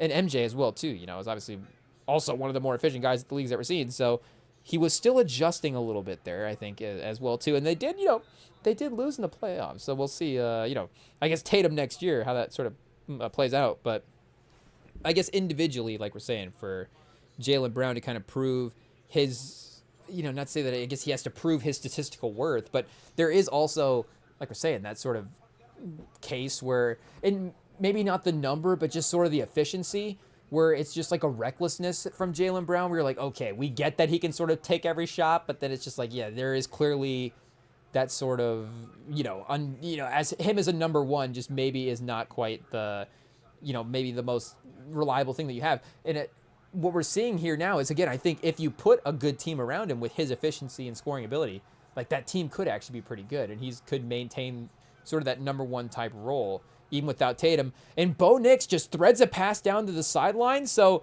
Troy Franklin, he played with him in college, of course. Hey, now we're just repeating what Jim Nance is saying here, reading the closed captioning. But, I mean, that's been a real connection that has developed. And, to be honest as well, too, I was thinking about that because when we started the live stream, the play that we were mentioning, when he threw that pass down the field and the receiver lunged for it, couldn't quite get it, the receiver was Troy Franklin. But the Bo Nix being a little bit more consistent with some of that stuff. Again, I think, you got to give Franklin his credit for how, great he's been emerging here as a guy. Is he a rookie or a second-year guy? He may be a second-year guy, but he may also be a rookie. Well, I guess Bo Nix is in his second year as well, too. So, yeah, he is probably a second-year guy. But that sort of, I think, familiarity with him and Franklin emerging as a reliable option has, like I'm saying, helped Nix out in a major way because, Mims, we saw his athleticism on that punt return. The run game still has some names here. Like Sutton's a good receiver. So they have options. Like even Troutman's a reliable tight end. So they have things for, Bo Nix is not, like we said, struggling with options. But the familiarity and the sort of connection with him and Troy Franklin has definitely been something that I think has been beneficial for him as well, too. I don't know if it goes, and it's not the first time as well, too. I mean, the Colts did this with Luck. Like, the Colts took Luck, and then they took Zach Ertz in that same draft as well. Or was it not Zach Ertz? Ayo. What's the name I'm thinking of? It's not even close to Zach Ertz. I don't even know why I threw out the names. Because maybe he did go to Stanford. I think he did go to Stanford, maybe, but I don't know. I don't think he... Well, I don't think he didn't play for the Colts. He didn't play for the Colts, but they drafted Coby Fleener in that draft. Hey, close. I don't know. You're getting our white tight ends mixed up, but they took, of course, the Stanford weapon, and I know that Fleener, maybe not quite as dynamic a receiver as Troy Franklin, but still, just having that option there is, I think, maybe a smart thing to consider as well, too. So if you had, who... And I think that would have been something that actually was kind of working in Caleb Williams' benefit a little bit for him. I'm trying to think, like USC, you'd imagine. I'm just not remembering the names that he played with. There would have been a good receiver there, I'm sure, if we go back and look. But, still, it wasn't necessarily like he was playing with first-round guys all the way around. First and goal, Denver. Bo Nix to R.J. Harvey a couple of times here now. The drive once again. Denver right down the field, so... Kansas City's defense has been locking in the entire time, but I don't know, Chad. It feels like Denver is due to just get a touchdown here at some point. We're getting later in the game, so once the fourth quarter happens, maybe that'll be when it turns over. 5 minutes left in the third. I mean, this is definitely time, right? Hey, and we're gonna have to switch over our NBA game here as well too. We're not gonna sit through and do play-by-play of the Spurs press conference. We will try to see what else is going on in the world of NBA. The run game gets them inside the 5. So that's, is that McLaughlin again? Hey, shout out, second and goal. Okay, let's see if we can switch the game here without messing both TVs. We figured out, of course, there's that perfect range of pointing the remote to the opposite ends of the room where it doesn't quite affect the one, the TV sitting right next to it. But obviously a delicate balance. Oh, okay, I think we got it here. We'll see. And then we have to let the League Pass update. So that's right. We got only that Wizards Nets game that we said we wanted to watch so bad earlier. So, hey, chat. The NBA putting us to the test. We'll see how bad we actually want to watch here. And Denver gets into the end zone. Touchdown. So there we go. The first time a team has finally crossed over. McLaughlin Shout out. Mahomes, chat. Backs against the wall, third quarter. I think we might get a little celebration penalty here. Oh, offsides. Okay, so a little decline, I'm assuming. Yeah, keep it moving. Sean Payton, will he go for 2? We'll see. San Francisco, reading the scores on the screen, starting to pull away here. 35-10. LA continues to have the lead as well, too. And Cleveland, 16-10 with the lead. The Dylan Gabriel game of the year, potentially. I'm trying to think, because the international, he's had a couple of games where he's played well. I'm trying to remember his individual performances versus they've actually won. Has Dylan Gabriel even won a game yet? Or did they win both their games with Flacco at this point? Let's see. Is this a chance for our guy to finally log one in the category? Oh, he's 1-4, so he does have a game ball in there somewhere. Oh, Miami. Hey, yo, of course. It is what it is. 13 for 18, 116 in that game. Pittsburgh, 29 for 52 for 221. And then versus the Jets in the last game, 17 for 32 for 167, 2 touchdowns, 2 picks versus New England. So, maybe start obviously trending in the right direction. I mean, just the one kind of heavy interception game versus the Pats at this point. But 7-2 on the year is not bad. 2-5. Shout out. We're obviously looking forward to Shador. And, I don't know if Dylan Gabriel's we can't draft a first-round quarterback if there's a guy on the board. But he does give you options now. He does give you options. Chat, what is this commercial? We've got just some crazy holiday music. We're in the holiday seasons, of course, now. We got the holiday commercial music going. I mean, they're really going to try to, pull at our heartstrings here. This has got to be some crazy, the sweeter the commercial, the corrupt the organization. It's got to be Amazon or something. I don't know. Oh, it is Amazon. Okay, shout out. It is what it is. But, yeah, we got, I guess, Cleveland, like we're saying, top 3, top 4, top 5. Okay, they're the 5th overall pick right now. Who are we watching? Oh, we got to figure out if Colin Simmons from Texas, is he a sophomore or is he a junior? Can he get drafted? Hey, yo, because if he's not at the top of the drafts, I mean, and I guess the Colts traded our first round pick this year, so we can't, we'll have to trade up. Colin Simmons with a D? Pause. Whoa. Hey, yo. Colin Simmons. Okay, I think here we go. Texas. We'll see if we can get an official eligibility update, because I would assume that, again, he would be near a top 10 pick at this point. Am I crazy? I don't know. The way Herb Street talks about him, maybe we just need to look up Herb Street's mock draft at this point. There's no way that this is his first season in college. Oh, it's Stafford. Whoa, Darnold has 3 picks today. Oh, I just looked over at the red zone and they had the Rams game. Darnold stats up. Oh, Darnold. Hey, yo. All for nothing, chat. All these good games just to, poo-poo the bed versus the Rams every time. Oh, okay, so he threw a little check down to Kenneth Walker. Keep it moving there. 12-21 in the 4th, so the game's not out of reach yet, but 168, no touchdowns. Oh, chat, and they're going to the checkdowns now as well, too. Running the ball, Kenneth Walker. The Kenneth Walker takeover? I mean, he's a good player. We wouldn't be shocked if he emerged, and had to kind of carry the team type of game like this. But here, I guess we'll go look up Colin Simmons' page on the Sports Reference. The old reliable chat won't let us down here. Let's see what we've got, or, if we can actually know how to spell these guys' names correctly. But, okay, so he is a sophomore. 9 sacks in 10 games. Hey, 9 sacks all of last year. So you see the year-to-year jump has already happened. Will he be, what's the name of defensive player of the year in college? Will he be defensive player of the year? I'm sure there is a case. But, yeah, I was wondering why he wasn't on the Tankathon thing here. So I was like, yeah, he assumes that he is not in the draft mix. So, you start going Dante Moore versus Dylan Gabriel. Oregon quarterback upgrade there, chat. Is it worth it? Is it worth it? Do you just go Caleb Downs? Say Myles Garrett and Caleb Downs. Oh, the Browns just taking more non-quarterbacks. Though Mason Graham and Caleb Downs, the Ohio State-Michigan duo for the defense going forward, the post-Myles Garrett years, you start thinking about the trade at that point. I don't know. We'll see. Maybe just for his own sake as well, too. Obviously, Ty Simpson off the board to the Jets. Mendoza to the Saints. Tyson, number 2 to the Giants. Hey, yo, and then our guy Ruben Bain, shout out, no one got who I was till I put on the mask. And then I guess, or he was the number 1 pick in the draft.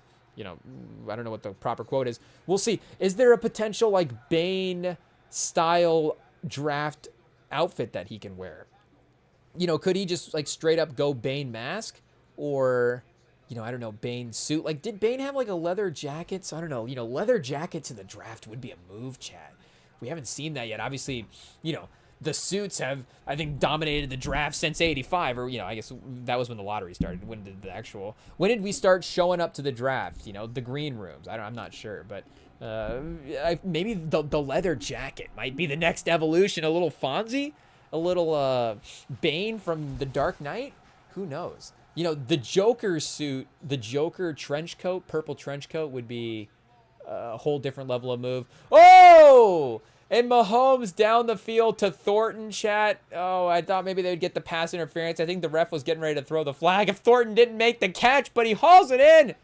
1st and 10, so they keep it alive. Mahomes making just enough plays. It's 6-13, like we're saying. You gotta start moving if you're the Chiefs. Pause. But Thornton, once again, contested catches down the field. And that's one of the few times that it feels like he's actually kind of underthrown the receiver a little bit as well, too. It seems like on all these deep passes, he's just overthrowing all the receivers. So, you know, we could maybe make a Tyreek Hill, you know, back in the day. Oh, dial it in, whatever. It's like, okay, it's been like half a decade since Tyreek Hill hasn't been there. You got to be able, if you're good, you got to be able to dial it in maybe quicker than that. And also, you know, Tyquan Thornton's fast as well, too. Some of these guys are fast. So it's not like, you know, Hollywood Brown, it's not like he can't, you know, you can just kind of air it out there and let these guys run under it as well, too. But you don't have to overthrow them every time. Hey, yo. So that one was actually, again, because of the underthrow, gives you a little bit of that opportunity for a pass interference. You know, you're not trying to throw it to the defender as well, too. But gives you a little bit of the let the receiver make the play, let the defender get in his own way opportunity. Hey, yo. Send that one to Eminem if he needs it. But regardless, Mahomes finally able to connect down the field. Rashee Rice on the toss around the edge. No, almost going to get to the 1st down mark. So 2nd and 4 does mean it will at least be 3rd down here. So Broncos defense gives themselves an opportunity to get a stop. And I got to say, for this Wizards-Nets game as well, too, a stark contrast here in, you know, levels of competition. I know it's early in the NBA season, but we already saw those records. 1-11 for each of these teams. Make no mistake, they're out of it. These teams are not competing. It is what it is. But, and what does that say about Washington? You know, 1-11 versus Brooklyn 1-11. I guess at the end of the day, you know, how you feel about your teams is, you know, I guess what counts. But still, for that record to bear out equally like that is a little bit of a bummer. But regardless, Washington in the throwback court jersey combos is pretty sick. And you know, now we're getting to the point where, you know, just kind of in culture in general, of course, we're, you know, a 25-year mark in the century, but, you know, just, I feel like anything you're kind of in that 20 to 30 years removed from when it starts, you know, that does, I think, tend to be sort of your recycle range, I guess, should I say, for pop culture. Like, I'm not saying everything is, recycled exclusively from 20 to 30 years ago. You know, we're seeing, of course, Frankenstein and Nosferatu movies being made, like we're saying. So that goes even back, you know, a little bit further than that. But some of the fashion and some of the stuff and some of the trendy type stuff, and, you know, we're kind of to that point where some of this, again, early 2000s stuff in the NBA is obviously a couple decades away. So the actually, like, paying tribute to it, I know that, you know, it's like, okay, I know that we were, like, growing up with that stuff. It doesn't feel like, hey, should we be paying tribute to it? But it's like, okay, you know, we're getting into that range of a little bit, time removed.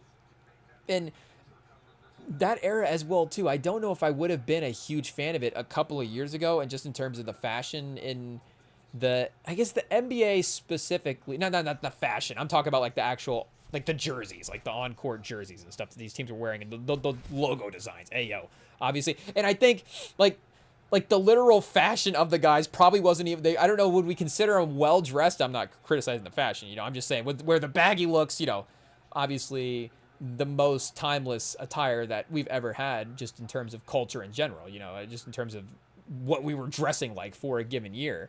But the actual, like I'm saying, aesthetic of what the league was putting out for the jerseys and the logos and stuff that that 2000, that early 2000s eras is, I don't know what I would have thought. I don't know if I would have liked it 5 or 10 years ago, but it's like, okay, this is good. Some of the 90s, some of the 80s stuff, it's just like, oh, the nostalgia, it's cool, throwback, and it still is. But the fact that, again, we've hit the sort of that now this 2000 stuff is throwback in the way it is, I do think it's cool. And maybe now, maybe we'll look back in 20 years and be like, oh, remember when the league was all circle logos? Like, that was actually really cool, and the sort of symmetry there was awesome. But there is something to that where now, and it's been made, the point has been made online, of course, but the personality in the logos and in the design back then, I mean, was definitely, much more evident and much more fun.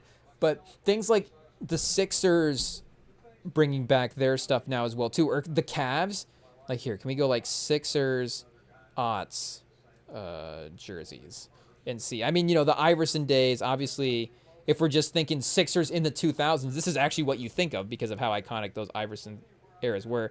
And I don't know what this version of it is as well, too, with this shoulder pad design. Like, that actually makes it really ugly. But, yeah, I don't know if I would have, like, considered this Sixers logo, like, a good logo. Or, the colors, you kind of have the, the random orange in the basketball. And then, I don't know, it's just like there's kind of a weird kind of a thing with the layout and I don't know, the colors, I don't know if they all blend together. The white versus actually they both look really great, chat. It is what it is, but better, well, better than the red, I don't know, but but again, the nostalgia of this stuff actually starts to look really cool now, as well too. And yeah, there's just like, there was no care of like, okay, is this all gonna be a circle? It's just like, I think what looks cool.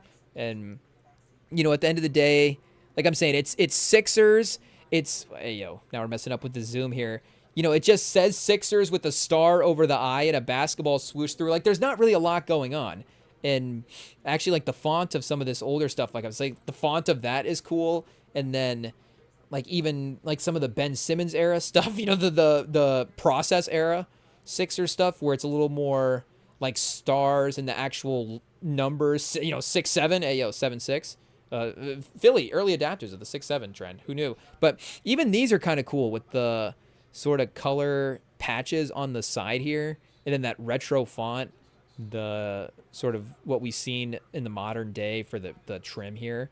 But again, I think that now this is all cool. Or here, let's look up the Cavs as well, too. Cavs 2000 jerseys. Because they're bringing this stuff back now as throwback jerseys. It's like, wait a second. This was, I was a kid and they were playing in these. This was their new jerseys back then. So yeah, I guess this is, I was just, and maybe I don't know exactly like where we would have ranked the Cavs jerseys, but these are pretty cool. The color scheme is cool with, again, the sort of patchwork color stuff going on here. Maybe it's the sort of font that they're messing with is a little weird, but the jerseys themselves are pretty cool. So I guess, or Minnesota as well. All of the logos with the most personality back in the day we would have, I guess, not liked. But now, like we're saying, just the trend toward, and it's because maybe, but the Spurs logo is, there is some personality there, I guess, just depending on kind of what era and which version of it you're looking at. But it's not like theirs was the most outstanding logo, but it is, it's such an iconic, sleek logo that it really works. And also the colors as well too, like these other teams, they had crazy colors, and it's like, well, we just had, and our alternates weren't great in, like, when we were, kind of in those early watching years as well too, in the 2000s, and like the 2010s, like kind of right after they were in their main title run, right before Kawhi as well too. But then even in some of those early Kawhi years, like some of the camo jerseys weren't necessarily the best alternates that we've ever thrown out there. So like, it's not like it was the peak era for Spurs jerseys. Now, the Fiesta jerseys are great. And then, of course, actually working that into the on-the-court stuff. But it's not like we had Fiesta jerseys on the court back in the day. Of course, that was just like the warm-ups. And the court itself was as well, too. So the court was cool. But, yeah, like, I mean, this Minnesota stuff is great. I guess it's just like Timberwolves and just like a crazy font. But still, it works, I guess, for the sort of throwback factor. The icy blue stuff, though, of course, the icy blue, icy green sort of colorways have always actually kind of looked pretty good together. It's when you start trending, of course, into the lime greens and lime green and, you know, that's when it starts to get a little crazy. Gray, lime green combo. But just like a dark blue or that icy blue and then kind of a little more toned down green, it is kind of fine.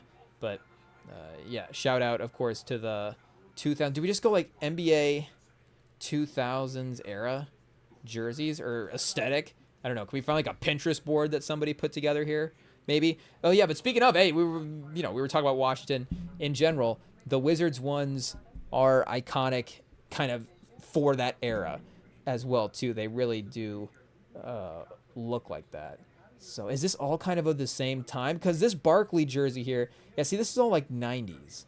Because these Sixers, again, they would have been wearing these into the 2000s with the Iverson era as well too. But yeah, like the Pacers jerseys there, definitely 90s. Detroit's, New York. And yeah, see, like the 90s are just, you know, the 90s were better. It is what it is. Even if we like the Hots, the 90s were just better. You know, shout out. This Raptors fit is elite. The Suns have always been one of the best jersey franchises of all time, but, you know, that is peak Suns era right there as well, too. You know, Charlotte, some of the most iconic, you know, just wear it off the court jerseys that we've had from that era. Those Grizzlies jerseys are, you know, beautiful, chat. Hey, yo, it is what it is. But the New York Knicks, unfortunately, probably not one of the great jersey franchises that we've ever had, but still, they do work on a sort of a collage board like this. It is an iconic, of course, kit because of what they are. 2000s fashions women? What's this tab, chat? Hey, yo, are we going to go down a Regina King 90s? Oh, uh-oh, we might end up down a little bit of a rabbit hole here. I don't know. We got to start go back. Colin Simmons, NFL draft. What's going on in these games? Brooklyn up by 2 is our guy, Igor Denham, balling out. We'll just have to keep an eye, I guess, and see. And maybe actually we might have to adjust the brightness settings. Hey, yo, Washington TV feed. I don't know. Somebody needs to fix the camera settings. Oh, Bub Carrington, step back 3. There we go, chat. I feel like we haven't hit. I don't know if we've ever seen Bub Carrington make a 3. Let's go. He will be a good NBA player. Thank goodness, Chad. Okay, you know, you start to get nervous. It's like, okay, guy's in the league for 2 years. He's going to make one eventually. But, and I know he's made some in the past. We just have to be more committed to watching Wizards game. But sometimes that's the nice thing as well, too. It's like, I don't have to be too committed to this player to dip in the games and see him perform well. It's like, oh, yeah, just throw on a Lakers game for 2 minutes. There's Luka's going to drop 15 points. So, you know, what are the levels of comparison that are fair here, of course, but you know, like I'm saying, hopefully it doesn't take that long pause for us to get to another Bub Carrington 3 as well too. Though shout out, you know, maybe because of him being kind of a lead guard in a sense, there is maybe not always them getting back to Bub Carrington where he's creating off of other people's, you know, drive. Is Cam Whitmore drive and kick for Bub Carrington? You know, that might not always be happening, but still, you know, the pick and roll effectiveness of the team and, you know, still with the creators and spacing that they do have, you should be able to get some looks every now and then. When Kispert's on the court, like he should be able to, there should be enough focus on Kispert that he could get a 3. Hey, yo, it is what it is. But Porter makes it a 4-point game here.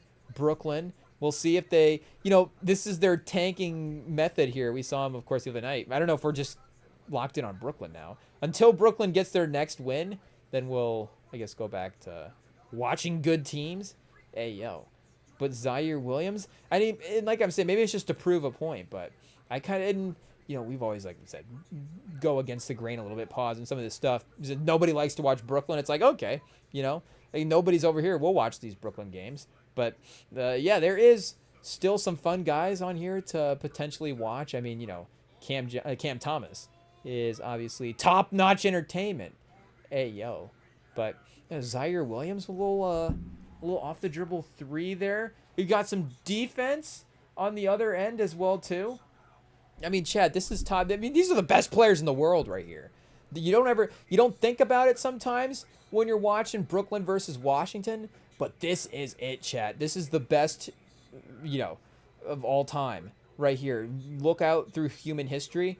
Like the Roman army couldn't even put up a better basketball team against the Washington Wizards, Chad. Hey yo, what's the worst basketball team we could send against the Roman army to win a basketball game? Hey yo, may take the whole NBA and a good strategizing. I don't know what coach we want. Who's our general, Chad? We got bring Pop out of retirement, make this a movie. But if it was, and I guess we don't know enough characters from medieval times to put together a team, but maybe if we read the Odyssey, I don't know, good excuse there.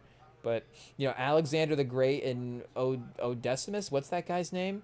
And then I guess we do know a lot of mythical names, so that might be a problem. You start putting Hercules and Achilles. I don't know, maybe we want Achilles out on the court. We'll see what happens. Is he going to either nobody will break their Achilles while Achilles is out there, or his own Achilles will it will become his Achilles heel? Like, who would have saw that happening? Achilles tore his Achilles. Who would have guessed? But doesn't he also have the protection? Pause. Ayo, on the Achilles as well too. So he may be okay. I'm not sure. That may be part of the strategy. We get Sean Payton to coach the team, and then he tells him to take off the Achilles heel part and injure him. I don't know if that gets worked into the game plan or not. But and if they actually had time to train and learn basketball as well too, they may be able to compete. I'm not saying that. I'm just saying if we showed up with a couple of hoops and a basketball and was like, play us 5v5, give us your finest. And the problem is explaining the rules as well too. Like if they get frustrated and then all of a sudden they're, the sword's out and it's like now they're chasing, they're chasing Corey Kispert around with a sword. It's like, wait, we didn't sign up for this. But, pause. But, still. I think if we were like, this doesn't have to be a violent game, pause, make no mistake, we bring in some 2025 refs back to medieval time, and there's definitely nobody, no violence, make no mistake, got him. But, we just we're playing for trophies, playing for the big bucks.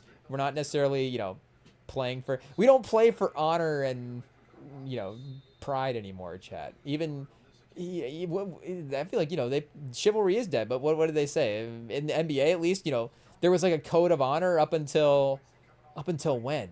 Up until the post MJ era? Up until 2000? Do we say 2000 is the end of chivalry in the NBA? Maybe, I don't know. And then all of a sudden it was all about the money, all about the Benjamins, chat. I don't know. Is that the problem in the NBA? Maybe the problem is that song is not enough not enough BIG in these guys' rotations as well too. I'll be scrolling through Instagram and just like get like the suggested, like it'll be like just like, okay, which athlete's post is it going to suggest this time from some random player account? And I mean, shout out, obviously everybody's entitled to their own music taste, but you're just like, what are these guys listening to? Like, was it Cam Thomas that was? And I mean, again, shout out. Like, if you're like a big Gunna fan or whatever, was it Gunna? Gunna's legit. So, if you're out there and you're like, Gunna's the greatest of all time, it's like, hey, you know what? That's your guy. That's your guy. It is what it is. But it's just funny when they're just like, okay, who's the best rapper of all time? Is it Ice Cube or Gunna? And it's just Gunna. It's like, okay, are we asking the questions properly? Cam Thomas has the irrational confidence to answer the question honestly as well too, and be like, hey, guess what? I listen to Gunna more, so I'm gonna say Gunna. But I'm sure that Cam Thomas has Gunna acted in a movie as good as Friday. Maybe Gunna needs to start. I guess I don't know. Will Gunna get roles? We'll have to see. But industry commentary there. But you guys tune in for the controversial takes here for the REMINGTOM pod. But maybe he needs a Friday type of series, a barbershop. We're Gunna, we're remaking everything, we're sampling stuff now. Maybe he needs to remake Barbershop, or like a Barbershop 4. What Barbershop are we on right now? 5? Would Gunna be up for the 5th Barbershop? That'd be crazy. Barbershop gets a 5th movie. But hey, I think it would be, I don't think it's not about time, honestly. But either way, or I feel like there was another one as well too that was, maybe it was Youngboy. It might have been Youngboy, because obviously, shout out, Youngboy is up there for, Youngboy might be first team all hip hop for 2025, honestly, just with his presence in the game at this point. If you're still just gonna lock in 2 spots for Kendrick and Drake, and just say it is what it is, Youngboy might be third. I guess, do the Clips get a spot each, or do the Clips get a group spot? So it would be like Kendrick and Drake, and the Clips would be 3 selections for first team all 2025. And then again, Jid got the Grammy nom, but and I think Jid is just now starting his tour as well too, versus maybe NBA YoungBoy's been on tour, so there's a little calendar maybe there with, if we're actually talking 2025, but still, you just got to make the case however you want to make it. YoungBoy is right there. So, yeah, shout out. But again, if you're like saying, YoungBoy versus Pac, at some point you just got to be like, well, there's a way we have to answer this question. It is what it is. There actually is a right answer to the question. We're not saying show us your Spotify Wrapped, but either way, I don't even remember why we're talking about Gunna and Tupac, but Gunna, speaking of, I think just in terms of name value as well too, because I guess acting ability, we could really talent scout the game and see who is out there the best actor. I'm not, I guess I haven't watched enough Gunna music videos to know if he's a good enough actor or not, but he is, again, one of the bigger names out there right now. So I would assume that he could get enough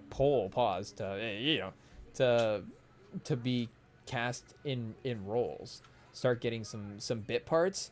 Because I'm trying to think, like, does NLE the Great, what's he go by now? Does NLE have like an acting career? He may have a couple of roles in there. I'm trying to think.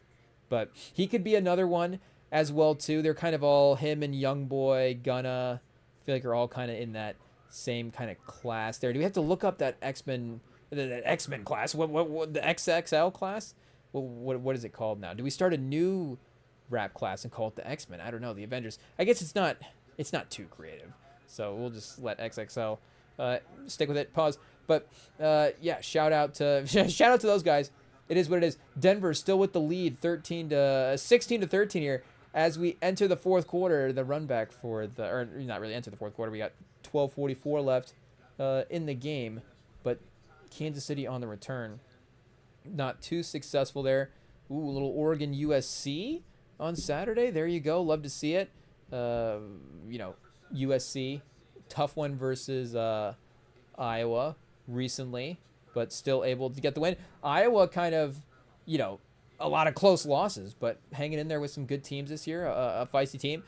They were, of course, a team in the past that maybe they actually cross over and get one of these upsets and maybe actually end up ruining a season, but they're right there. They're right there, and they've made all these teams, sweat a little bit. Pause. So there is still that overall competitiveness. Ferentz is, I think, still looking okay for immediate future there. It'd be okay. But I did see that the old Iowa coach, Fran McCaffrey, who is now apparently at Penn, not Penn State, just Penn, as the basketball coach, had like a pretty incredible debut. So I do like the coach that Iowa got for the Iowa fans there. The in-state guy from Drake, is one of the better names just in general for college coaching prospects when he was in the cycle.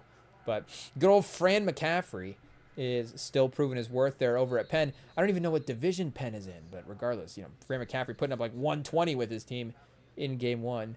He still, I'm sure, is feeling pretty good about that result there.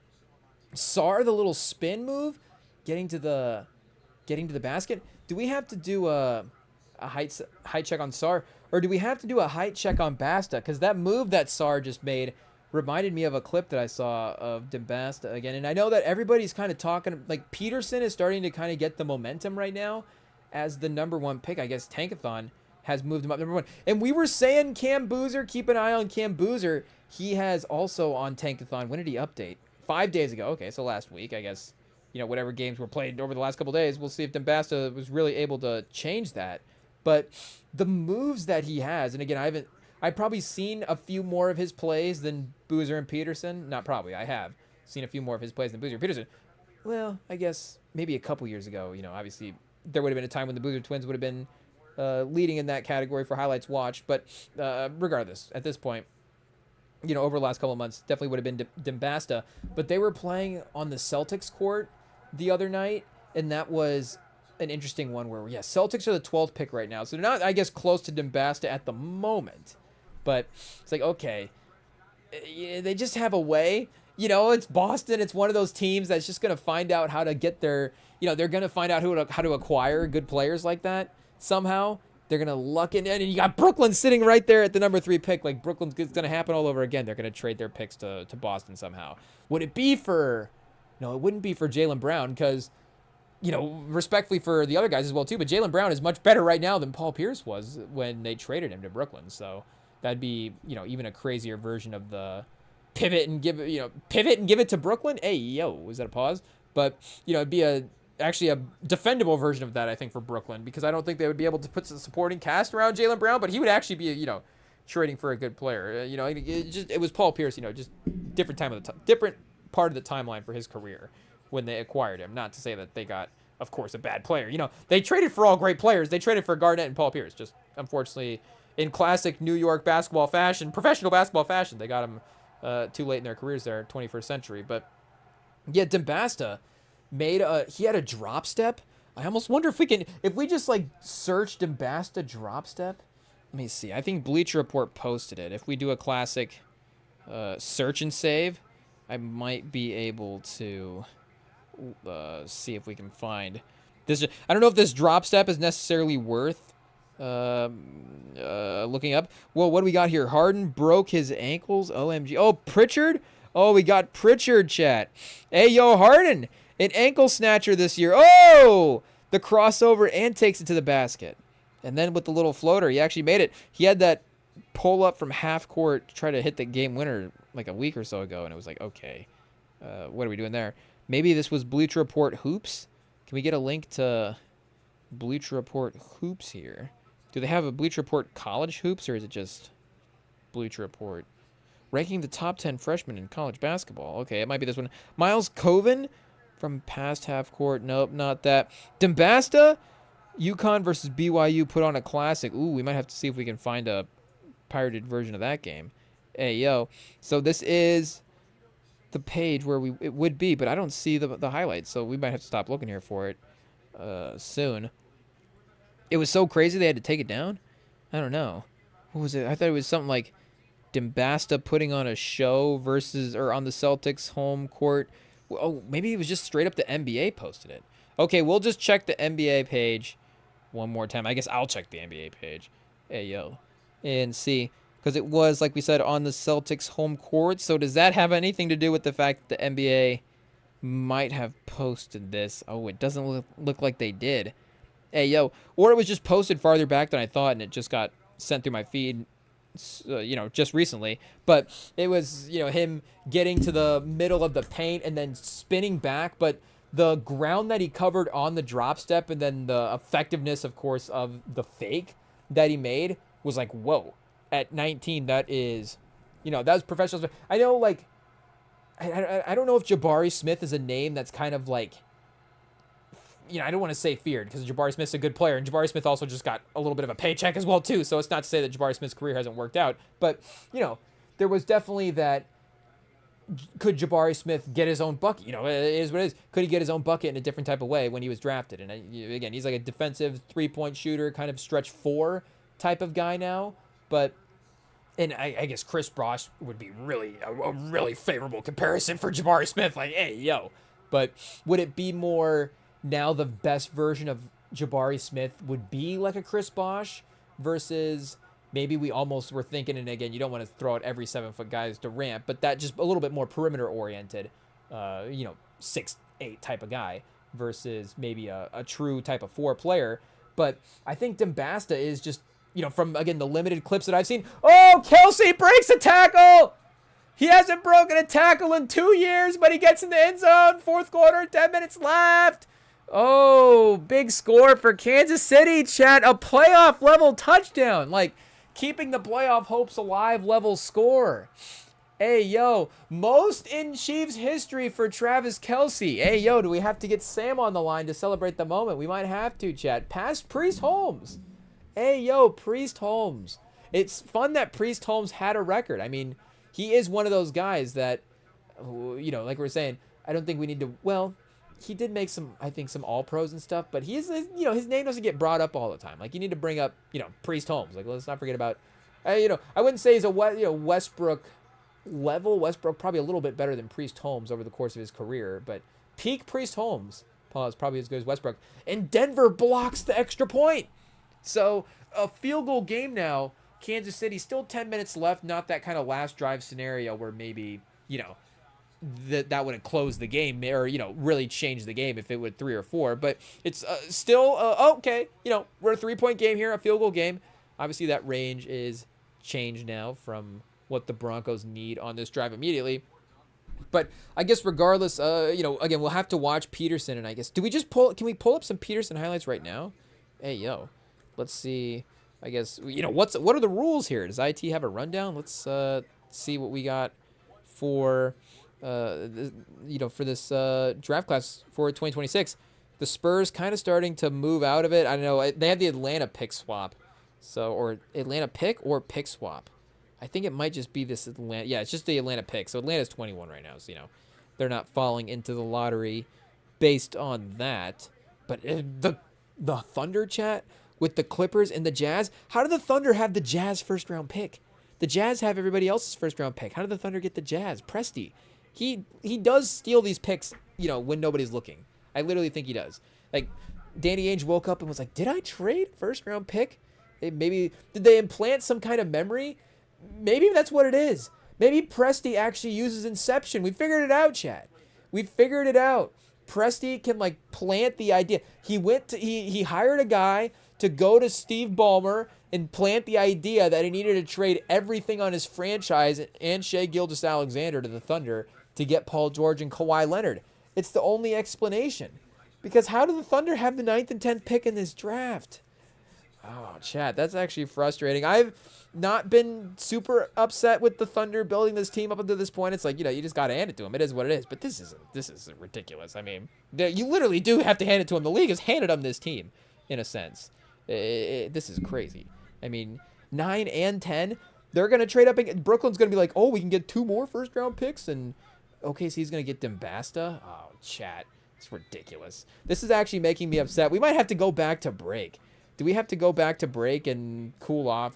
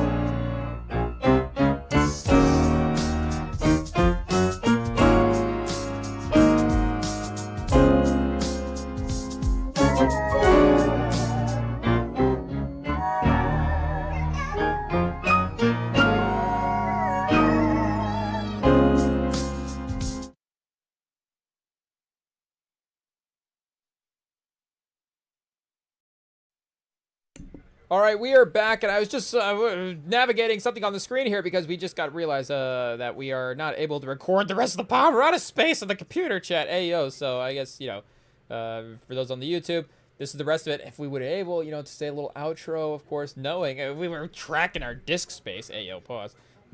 Maybe we would have been able to say jump over to the YouTube for catch the rest of us, but maybe we say if you need the podcast feeds, if you guys, of course, are needing the sort of background style play for the live streams, they do get posted on the podcast feeds as well too. So they're available Apple, Spotify, of course, Pandora. I don't know where else platforms we've got this uploaded to, but if it's a podcast platform, you can probably find the Rem and Sam pod, the Rem and Sam live streams on there as well too. But for now, we power ahead on the YouTube here, a little YouTube exclusive as we end the fourth quarter here. We got about 8-11 left in this Broncos-Chiefs game as the Broncos have to punt it away as well too. And I did pull up some Dembasta highlights here in the Peterson. Ayo, we're still thinking about, I guess, Dembasta. Is he unofficially our number one prospect so far? I don't know if that is the starting point, but it's just not having seen any of these guys as well too. It's really kind of everybody in the same class. I mean, even Caleb Wilson is that the name? Am I getting that right? Caleb Wilson from North Carolina is just a player that I want to watch highlights before I just say oh yeah, these are the top three guys. Again, there could be a definite reason as to why the names are and the tiers are the way that it stands, but still I think that maybe it could be a little bit more potential. And you can see, of course, the wingspan as well, him swooping in for the layups. But yeah, for a lot of the scoring guards, honestly, that have been drafted pretty highly, it does feel like a lot of those typical, top 5 shooting guard, point guard type of guys, 6'4" to 6'6" type of range, for some reason don't necessarily have the most automatic three-point rate. Why is everybody as a freshman not a great three-point shooter? But again, it doesn't seem like that is where you would profile, their games as three-point versus, you've got Peterson at 50%. So that does, really encourage me, I guess, for his game long-term as well too, because again, a guy like Donovan Mitchell, who was like the 13th overall pick, so, different type of just range in the draft. I'm trying to think. Jamal Murray was a really good, of course, three-point shooter out of the draft. Him and Buddy Hield, but those guys were a little bit more off creators. Halliburton had some range, but again, you wouldn't have considered Halliburton. He was the 11th pick in the draft, but if it was him versus Edwards, you would still and you would still now, of course, take Edwards number 1 overall. But Halliburton doesn't necessarily have the athleticism off the dribble type of profile from a drafting perspective, maybe the way that Peterson would get, or again, a guy like Anthony Edwards would get as well too. But Cade definitely had some three-point range. Again, it hasn't really translated into the NBA, unfortunately, but he has still really produced.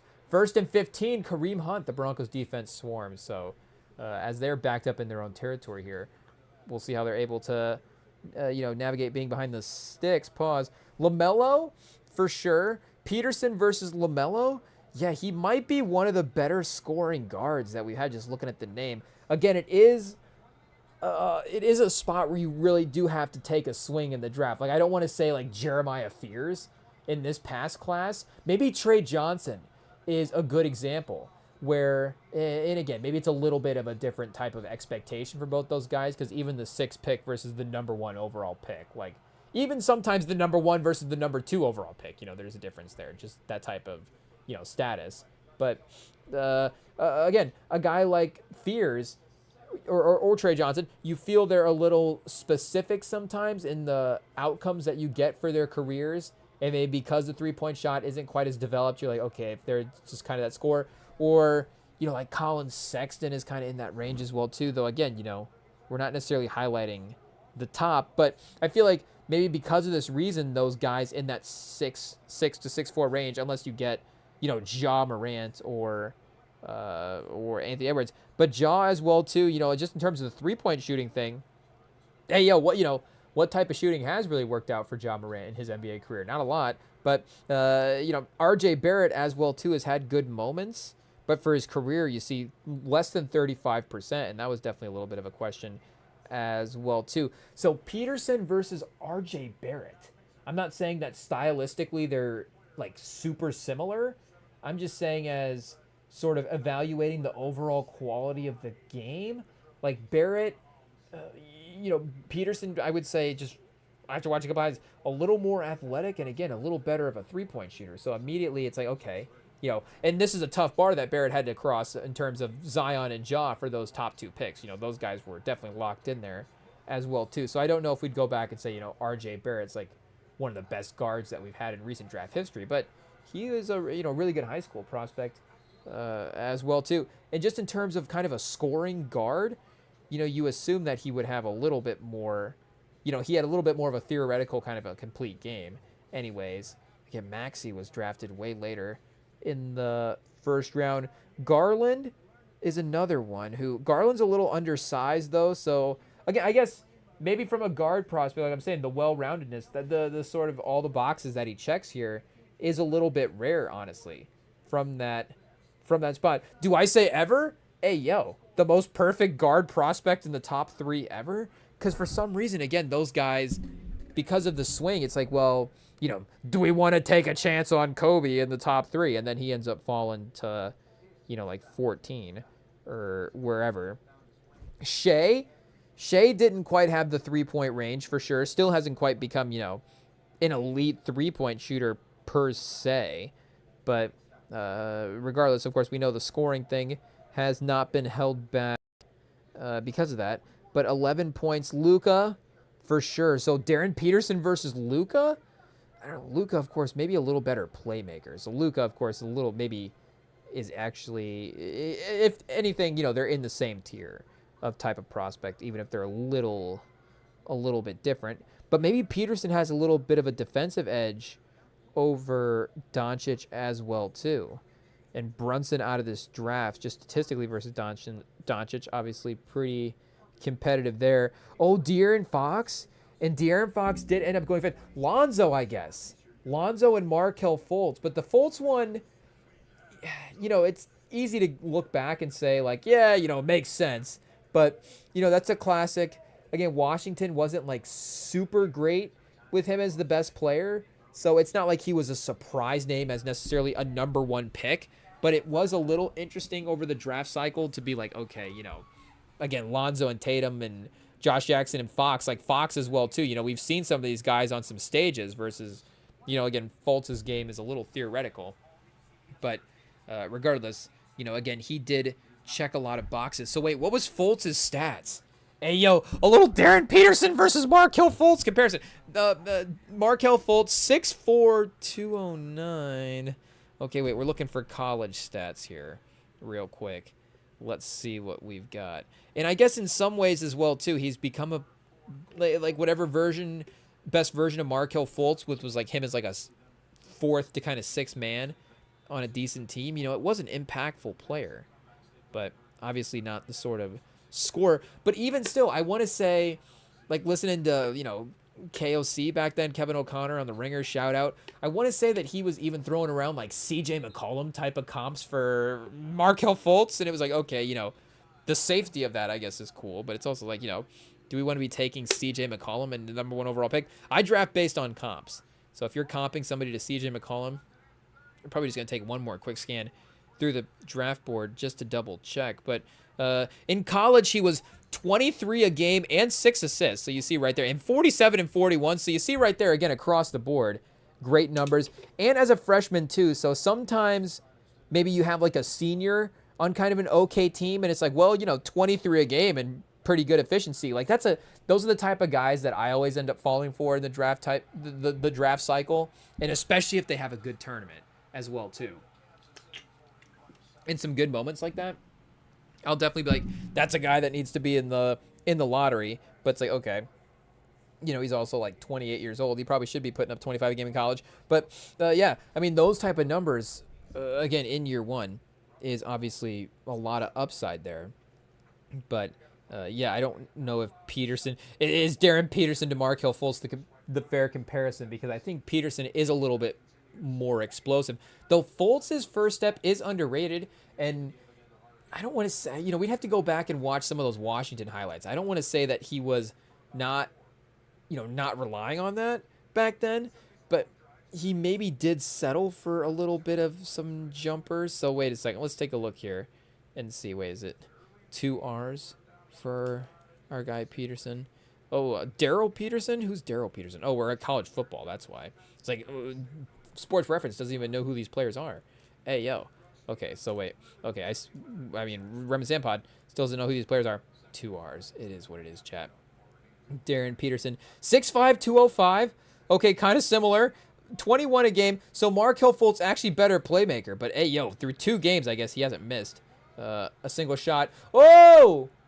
Bo Nix to the end zone. Hey, yo, 3rd and 5. Okay, we'll lock in here on this next play. But totals, can we get totals for Peterson on the year per game totals? Whatever. 15 for 25, 6 for 12 from 3. So yeah, 43 points in 2 games. So we'll see. Markelle Fultz, the next Markelle Fultz, Darren Peterson. Shout out.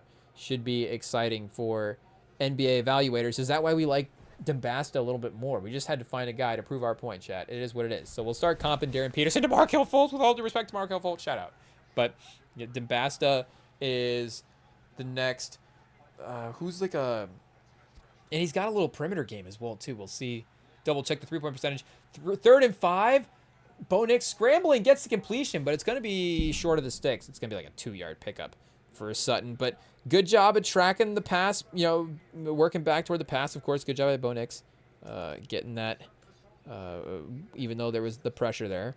But wait, let's double check Dembasta. 4 games, 20 a game, 57% from the field, 40% from 3.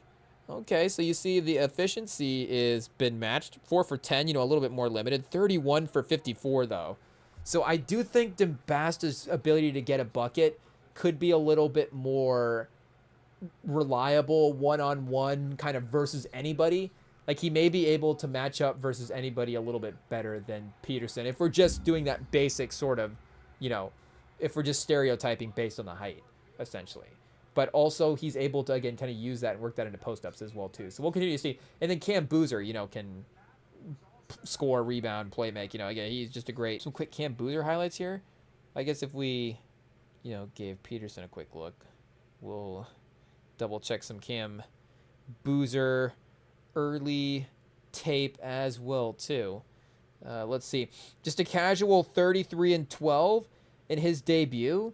Yeah, chat, we might actually have to go back and watch Carlos Boozer highlights, just because Carlos Boozer is low-key one of the more fun players. When we were mentioning the type of players, what type of player is kind of like randomly our most fun player, like Carlos Boozer, like that type of player, like 6'9", mid-range, kind of post up, but, again, can kind of face up and take a little bit of an outside jumper as well, too, kind of play make, kind of rebound. Just very, offensively well-balanced. And, not quite like a lumbering 7-foot center, but not a wing. Kind of in the middle ground there as well, too. So now, again, with the league, becoming as tall as it has, again, Tatum at like 6'9" is now just like a small forward wing type of guy. So, it's changing as well, too. Like, everybody's just more perimeter-oriented now. And then if you are, like I'm saying, in that 6'8", 6'9" range, you just don't have the advantage in the post-ups the same type of way. But I think Dembasta, bringing it back to Dembasta, he's one of those guys that you're like, okay, is he 6'9", but he looks like he's 7 foot. So we might have to, double-check that over at the Combine and see what's going on there. But wait a second. We're watching Cam Boozer here real quick. Is that the offensive rebound? The hustle? Making plays off the ball. Yeah, the passing you see right away jumps off the screen and sort of him looking to set up as well too. He doesn't have, it looks like, quite the polish on the offensive game quite yet, or the scoring moves type yet, we should say. The offensive game, but the scoring moves. But he does have the range and he does have the vision. So I'm not trying to put Peterson at 3 on this list. Hey, yo, it is what it is. We'll have to watch Caleb Wilson. It's not the anti-Darren Peterson show. But Yeah, I guess top of the draft could be pretty fun this year. We'll have to continue to see how the competitiveness of the schedules bears out for these guys' production as well too. But Mahomes down the sideline, I don't think he was able to get that one completed. So 3rd and 10, though it was almost a crazy highlight. We'll see if Kelsey, did he get the toe tap?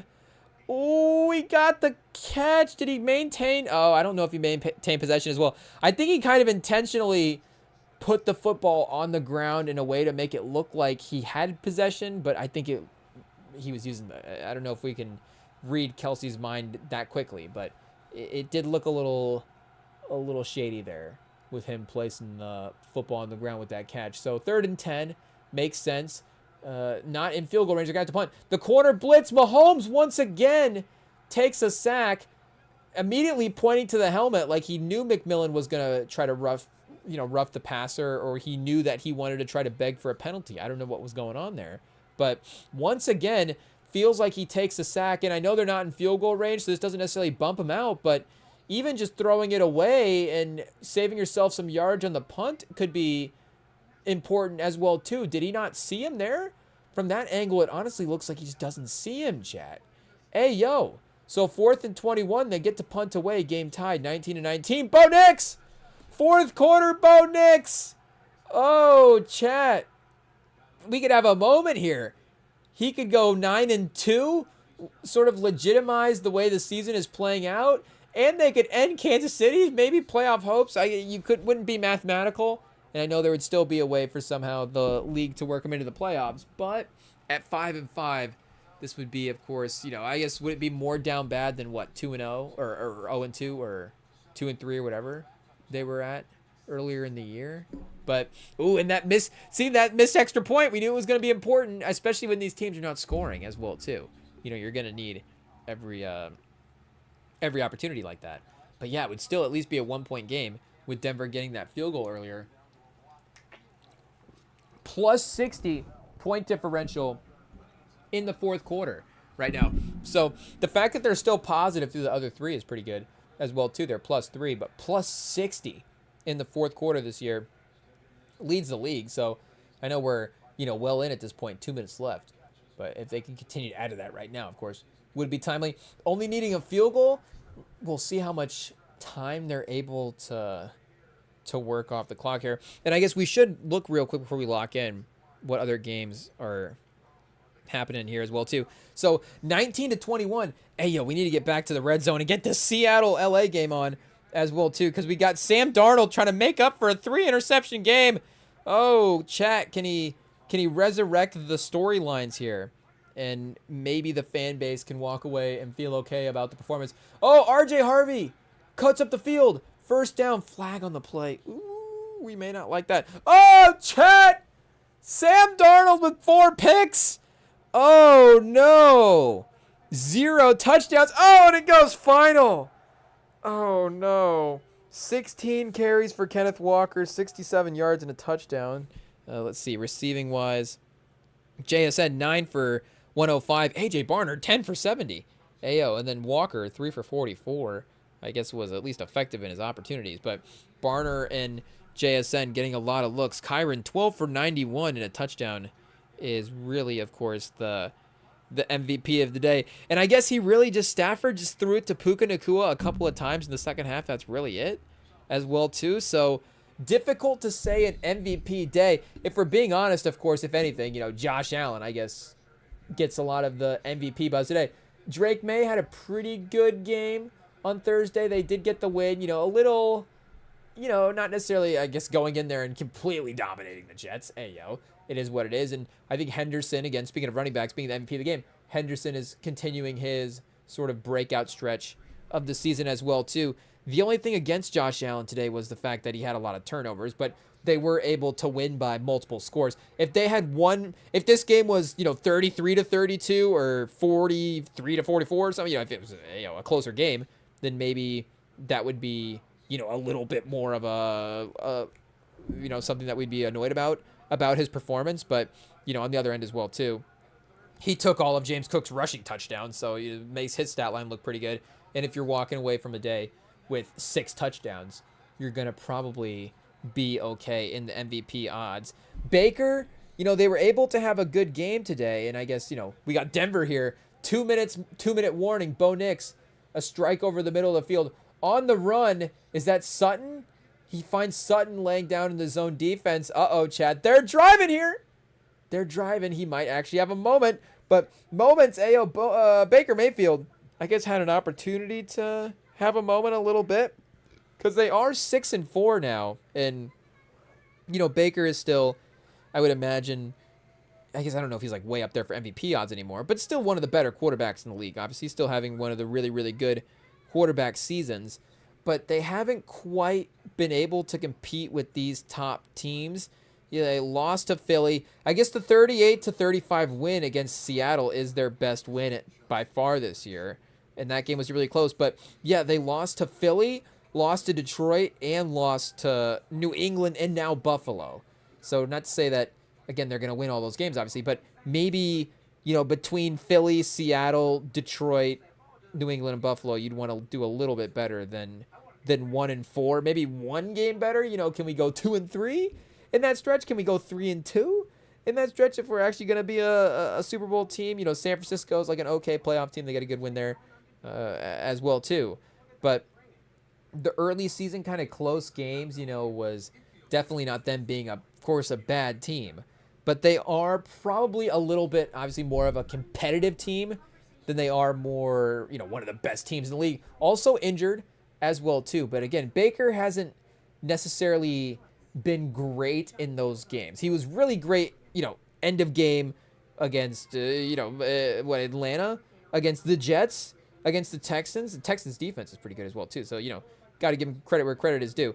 But it is a little bit of him being sort of the next best great quarterback where, again, it's not to say that he's not having great performances when they matter. He's still a guy that we trust. He's a veteran. He's clutch. You got to give him an opportunity. And, Tampa, like we're saying, is still a feisty team. But he is a guy that maybe is feasting a little bit more on the lower end of the league than he is competitively upsetting the top teams. And they, of course, go back to their playoff win versus Philly, them just being competitive in the playoffs in general. Makes them a scary team. And again, they have a lot of veterans, and Buka, if their defense is healthy and competing, it's scary. But I don't know if they've really proven themselves in these games. Yeah, and they were close in this one for a while as well, too. So, you got to, I guess, do we go back and, do we have a win percentage tracker we can pull up to double check the, pause the game flow here? But Buffalo in the fourth quarter, and also just like we're saying, including the fact that Buffalo had the turnovers that they did. I mean, yes, Baker Mayfield could have also played way better, and there is, our fantasy team chat. Hey, we didn't set our lineup this week, so don't look. We're fortunately, our guy that we're playing has Joe Burrow in his lineup, so that is not only a this week mistake. That's a mistake that's been made for a couple weeks now. So maybe we were just destined to win this game anyways. Honestly, we might have beat him with just Josh Allen in our lineup. Hey, Josh Allen, a little combination of both lineups not being in a great spot. But, either way, this was definitely a big MVP game. I guess unless Mahomes does something crazy here, but, again, he hasn't really taken over this game in a major way. I don't think Bo Nix, with the way that the first 3 quarters of the first half of the season was playing out, then I don't think he could be an MVP conversation, but they are, of course, now going to be record-wise, if they win this game, starting to separate themselves as one of the better record teams in the league. So, if anything, obviously Drake May now becomes a big winner for this. And our guy Jonathan Taylor as well, too. If they were ever to give a running back the MVP, this would be the scenario. Because it would take a team like maybe Denver. If Denver were to get the 1 seed and Indy's the 2 seed, and then, Chiefs, weird record, Buffalo, okay record compared to what we thought, Josh Allen, a couple extra interceptions, Taylor, historical year. Like, it would be maybe record-wide. If Josh Allen doesn't have the case, then you could maybe talk yourself into giving it to a running back if a team like Denver that doesn't quite have an MVP-level type guy is the number 1 team. Again, if the Patriots have the record, we've already seen the odds reflect the fact that Drake May will get that type of respect as well, too. I guess the odds theorize, however you want to say it, that Drake May will get that type of respect. But regardless, his name's definitely been up there. So, Sutton, good tackling by the Chiefs defense. Hey, short of the first down potentially. Trying to, the little back pedal. Oh, no, he got that. He got that. Hey, yo, what do we measure? Are we measuring here, chat? What's the spot? What's the spot? Hey, yo. I might need to see the replay again. This isn't adding up. The math's not mathing. Where did they spot this compared to where it seemed like he was all the way across the first down line, and they spotted it back a little bit farther. Oh, I guess either way, maybe the line on TV was just way off, but the camera angle down the sideline where you see the marker out of bounds, I think does clearly show that the elbow with the football is extended across the yard marker that it would need to be. So I would assume that, maybe even after this replay, they've got to get this in soon. Okay, wait, knees down. We'll see the lunge forward. Yeah, no, knees are down. I think he's pretty clearly, and I guess the spin around, I think the angle of the yellow line on the last replay was really bad, but I think they showed another yellow line replay to correct it. They didn't really need to. Yeah, but we got a virtual measurement now? What are we doing? Like, oh, even the virtual measurement's bad, chat. Oh, gross. Get it out of here. AI, it's rigged. It's rigged. It gave him a first, but that's a bad spot.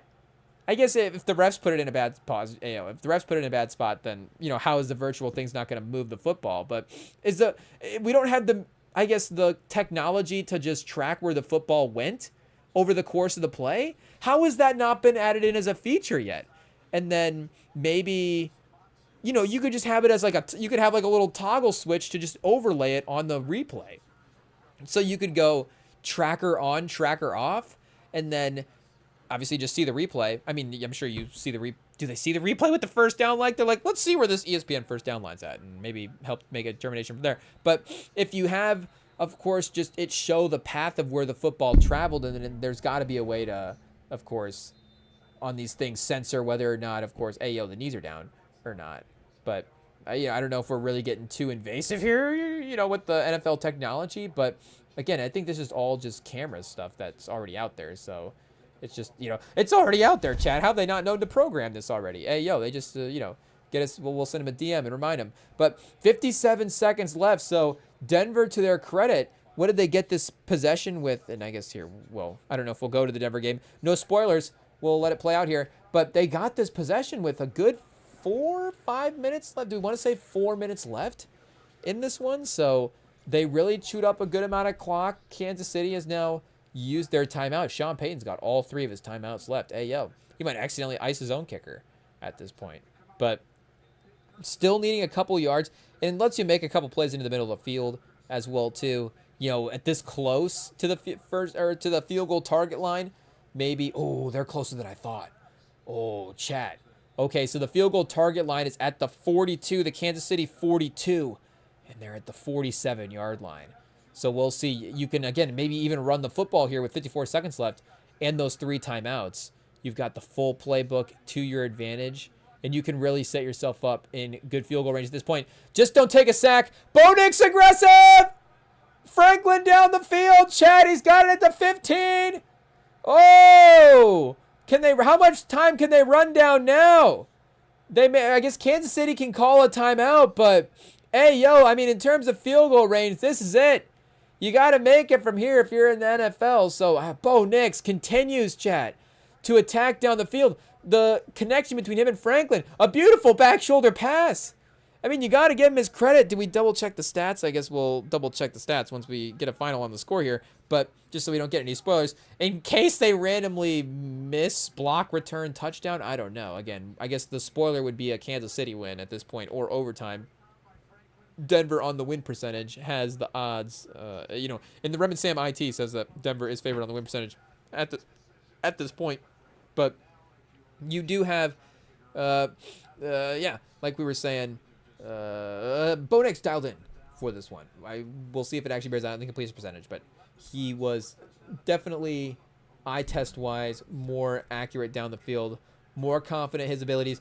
I don't know if the overall game, the score, whatever, did it turn out differently? So if he was better, I guess it would have been different. That's why we'll have to double check the stats here as well too. But felt like he was able to at least mix in his good plays throughout the 3 quarters than just all in the 4th quarter at this time. as well too. So I guess however it's distributed at the end of the day, it's 19. It's 20. I guess they're gonna have to get 21 to win this one, but or 22. Rem can't do math. Shout out. But at the end of the day, it'll be like 22 points is what this team is gonna score and what this team is capable of. But just however whatever the recipe is for Bonix getting there, I guess is the secret. So I guess is everything else finalized as well too. I think red zone is off the air now as well. Oh, they just showed a blocked field goal on the replay, and I was like, wait a second, whoa! But that was Kansas City versus. This is Kansas City versus Denver. Not times we want to remember. Like what blocked out of my memory. I'm like, what team is that they're playing against? But if it happens here, it'd be even more painful. Did Denver just call a timeout? I think Denver did just call a timeout. So maybe the energy, Sean Payton trying to get them under control. I don't know if that's something that's ever happened from a coaching standpoint when you send your kicker out on the field. But either way, he's going to use one of them at this point to set up this attempt. So again, there's really no pressure. It's tied. I know you want to win this one. You don't want to send it to overtime. But 35 yards in a tied game. Will Lutz? I mean, come on. This has got to be automatic. 12 career game-winning field goals, including Week 9 versus Houston. Literally centered right down the field. Field goal up. Oh! It had a little bit of a look like it was going to go to the right for a second and then evened out and maybe 22-19. Denver with the win. Kansas City's 5-5. Whoa, Chad, is Kansas City dead? I mean, like we were looking at earlier, the path is still there. I guess what did that the Ravens win? I guess the Ravens would still be 5-5 as well too. So it'd still be maybe just one more team in the mix, but obviously it becomes way more difficult for both of those teams if they lose. I mean, the Ravens, I guess, would be the ones that would be more out at this point. And we'll see if we can get the ESPN scoreboard updated here. Okay, the Ravens do get the win. So, again, maybe just individually for each of these teams, but they do stay alive as well. So the playoff picture for the AFC, I guess, just kind of stays a little bit expanded. But yeah, this is, and I guess with the Chargers just kind of maybe seeming like they're going to tumble out potentially, they could be a spot that maybe the Chiefs are looking at if they win a couple of these games. Because again, the Broncos are a good team as well too. So we could double check the Chiefs schedule here. I don't know how many more like legitimate good teams. Again, I think for Chiefs fans at this point, it's literally just making the playoffs. It's like, can we be I mean, come on, we're a playoff level team, right? Reed and Mahomes, you got to lock that in for the playoffs every year. So if they don't end up being one of the 7 or 8, one of the, how many teams make the playoffs now? 12 teams? Like in each conference? Like if they're not one of the 7 best teams in the conference, then, it's like, oh, that's a little bit of a yikes. But they've got Indy next week. Ooh, chat. The little REMINGTOM Pod gauntlet here. Broncos versus Indy. Then Dallas, Houston, Chargers. I guess, maybe Houston, Chargers, Titans. I guess Broncos again, Raiders. Who knows how difficult that stretch is. We'll see. The Broncos may be resting guys in that game. First time that's happened, from a Broncos standpoint, I guess, to the Chiefs in a while. I guess, maybe, a little turning the tables. Obviously, Mahomes was in the game versus the Broncos the first time because the Chiefs were resting guys against the Broncos. And it's not like, oh, that's when they discovered Mahomes, but that's just when his first start was for his career. So I guess, do we have a playoff odds indicator? Do we have a live FanDuel odds tracking the Chiefs? Because, not only have they been favored in the playoffs at this point, they've still been favored to, win the Super Bowl at this point. 5-4, it's like, yeah, they're still the best team in the league. It is what it is. But last update at 2 p.m. Eastern. Okay, so ESPN will refuse to update now that Kansas City is falling off. But going into today, I guess they were a 76% chance to make the playoffs. I guess with Denver already looking like they were going to be ahead of the division pretty comfortably. But now I guess this win as well too means that Kansas City probably is only looking at a wild card. So if anything, the divisional run for Kansas City is kind of at a loss now for this year as well too. That has been something that they have dominated, the entire time that basically Reed has been there. Has it? Have they lost the divisional title with Andy Reid? I guess going back to Peyton in those Bronco days. But let's see if we can double check here how many years in a row they have been able to claim that divisional title. I guess I don't know if Andy Reid's page was the one to go to here. Kansas City, I guess, yeah, because it's not like the Chargers have won it, or, you know, the Broncos have won it recently. So, divisional finish, pause, 16 all the way to 2024. So, 1, 2, 3, 4, 5, 6, 7, 8, 9. If we're getting that right, 9 seasons, 8, 9 seasons in a row. And then, yeah, a couple of seconds there because of Peyton Manning with the first place finishes the first couple of years that Reid got there. So this will be the first time, again, that just they would have been first or second. So just, you know, missing the playoffs in general under Andy Reid. Hey, yo, is this what happened in Philly? You missed the playoffs 1 year and you're like, see ya. Time to go.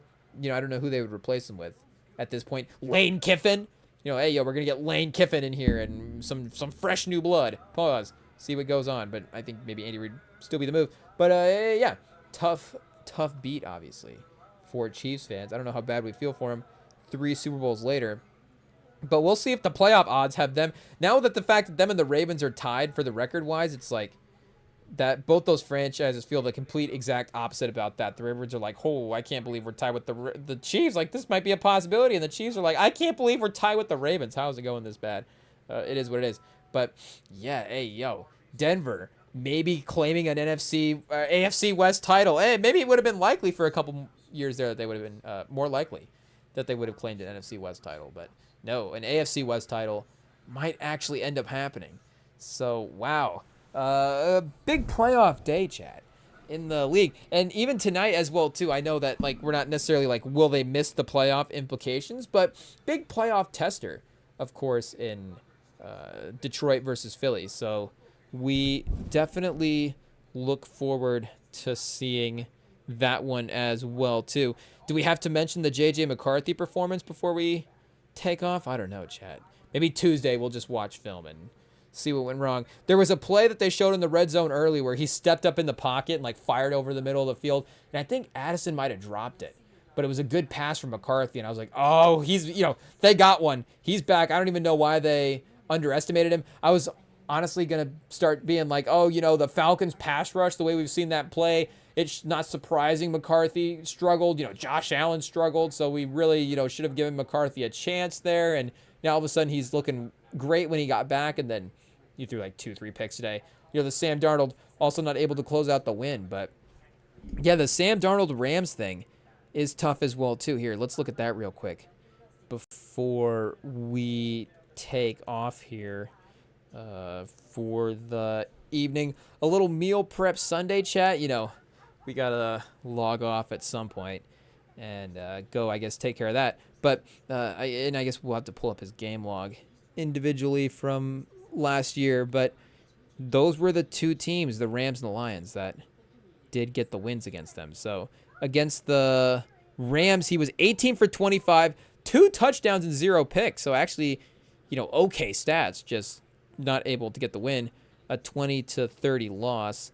And then, lost to the Rams in the playoffs. He threw a pick in that game, and he was 25 for 40, 245, a touchdown, and an interception. And I don't know if we need to remind you guys for today, but yeah, four picks, not great. So a little bit closer. Definitely a takeaway where, you know, I'm sure, hey, if Darnold doesn't play this bad, are we right in this? How do we feel long-term if we're able to get the performances all evened out? But the fact that he's consistently struggled against this one team, and the Rams are good as well, too, so it's not like, you know, why is he struggling against this team? They have a pass rush, you know, divisional familiarity. McVay's a good coach, you know. There are things that make sense there, but Manning had this as well, too, in Indy. Like, I know New England was obviously, you know, a rivalry there with him and Brady, but the Chargers were a team that got him a couple years in a row in the playoffs, and it's just like, this team is not as good as us. I mean, they're still very talented and had a lot of great players, and maybe a little bit feistier than their record bore out over those couple of years, but games that they still should have won both those playoffs games, obviously, Manning and the Colts. But you're like, man, this Chargers team has the Colts number, and they can't figure out, you know, they don't have the confidence in this matchup for some reason to be able to get the win. And right now it seems like Darnold's a little bit in that spot where, again, I don't think we have Manning versus Phillip Rivers expectations and Sam Darnold versus Matt Stafford, but there is still that, you know, he just struggles against his team. He's lost to him 3 times in a row now, and we'll see, I guess, later in the season if he's able to make that right. But the fact this is now his worst statistical performance of those is pretty tough. But again, overall, I think if we go back and watch the tape, I'm sure it's close enough where they still prove themselves an NFC contender at the end of the day. But shout out, I guess, depending on what happens tonight, maybe big takeaways are Rams-Bills Super Bowl. Is that what we're looking at? Again, we haven't seen Sunday Night Football yet. So Rams-Bills, Lions-Bills, Eagles-Bills. I guess not Bucks-Bills because we just saw that. Or did we see a Bucks-Bills Super Bowl? Will that also be the takeaway? Were those the 2 best teams in the league today? Who knows? Maybe the big takeaway is the Bills are just going to win the AFC pretty easily. Who knows? But or the Colts could actually win the AFC once and for all. Or Daniel Jones maybe doesn't even need to play 3 good games in a row for them to win the AFC. We'll just have to see. But 60 minutes is kicking on here. Brooklyn still up by 5 as we have 4 minutes left in the third. So their fourth quarter collapse is imminent as well, too. Ooh, that's a good 60 minutes word right there that we just used. We're in our journalism mindset now that we got, 60 minutes on, I guess. It is what it is. But we got to, like I said, take off, other things to do, hey, yo. But shout out. We will be, I guess, back on the YouTube, of course. Hopefully the podcast feeds are able to get the full live streams going forward. We get a little memory cleared chat. Hey, yo, Rem's not organized in his computer. Exposed, I guess. It is what it is. So you can typically get the full live streams on the podcast feeds or, enough of them. I pause. It is what it is. But, yeah. Otherwise, you can tune in, follow us here on the YouTube. You can send us a message, Rem and Sam Pod on Instagram as well, too, if you guys want to connect with us over there. Otherwise, we'll be back Tuesday night. We'll be back Friday night. We'll be back NFL Week 12. If you guys are around, you know the schedule. If not, hey, that's what it is. You just stay tuned, and it'll be a part of the routine in no time, chat. So, yeah, like I said, Tuesday night, be back. We will look forward to seeing you, and you guys go enjoy the rest of your evening like we will. We will see you later. Peace.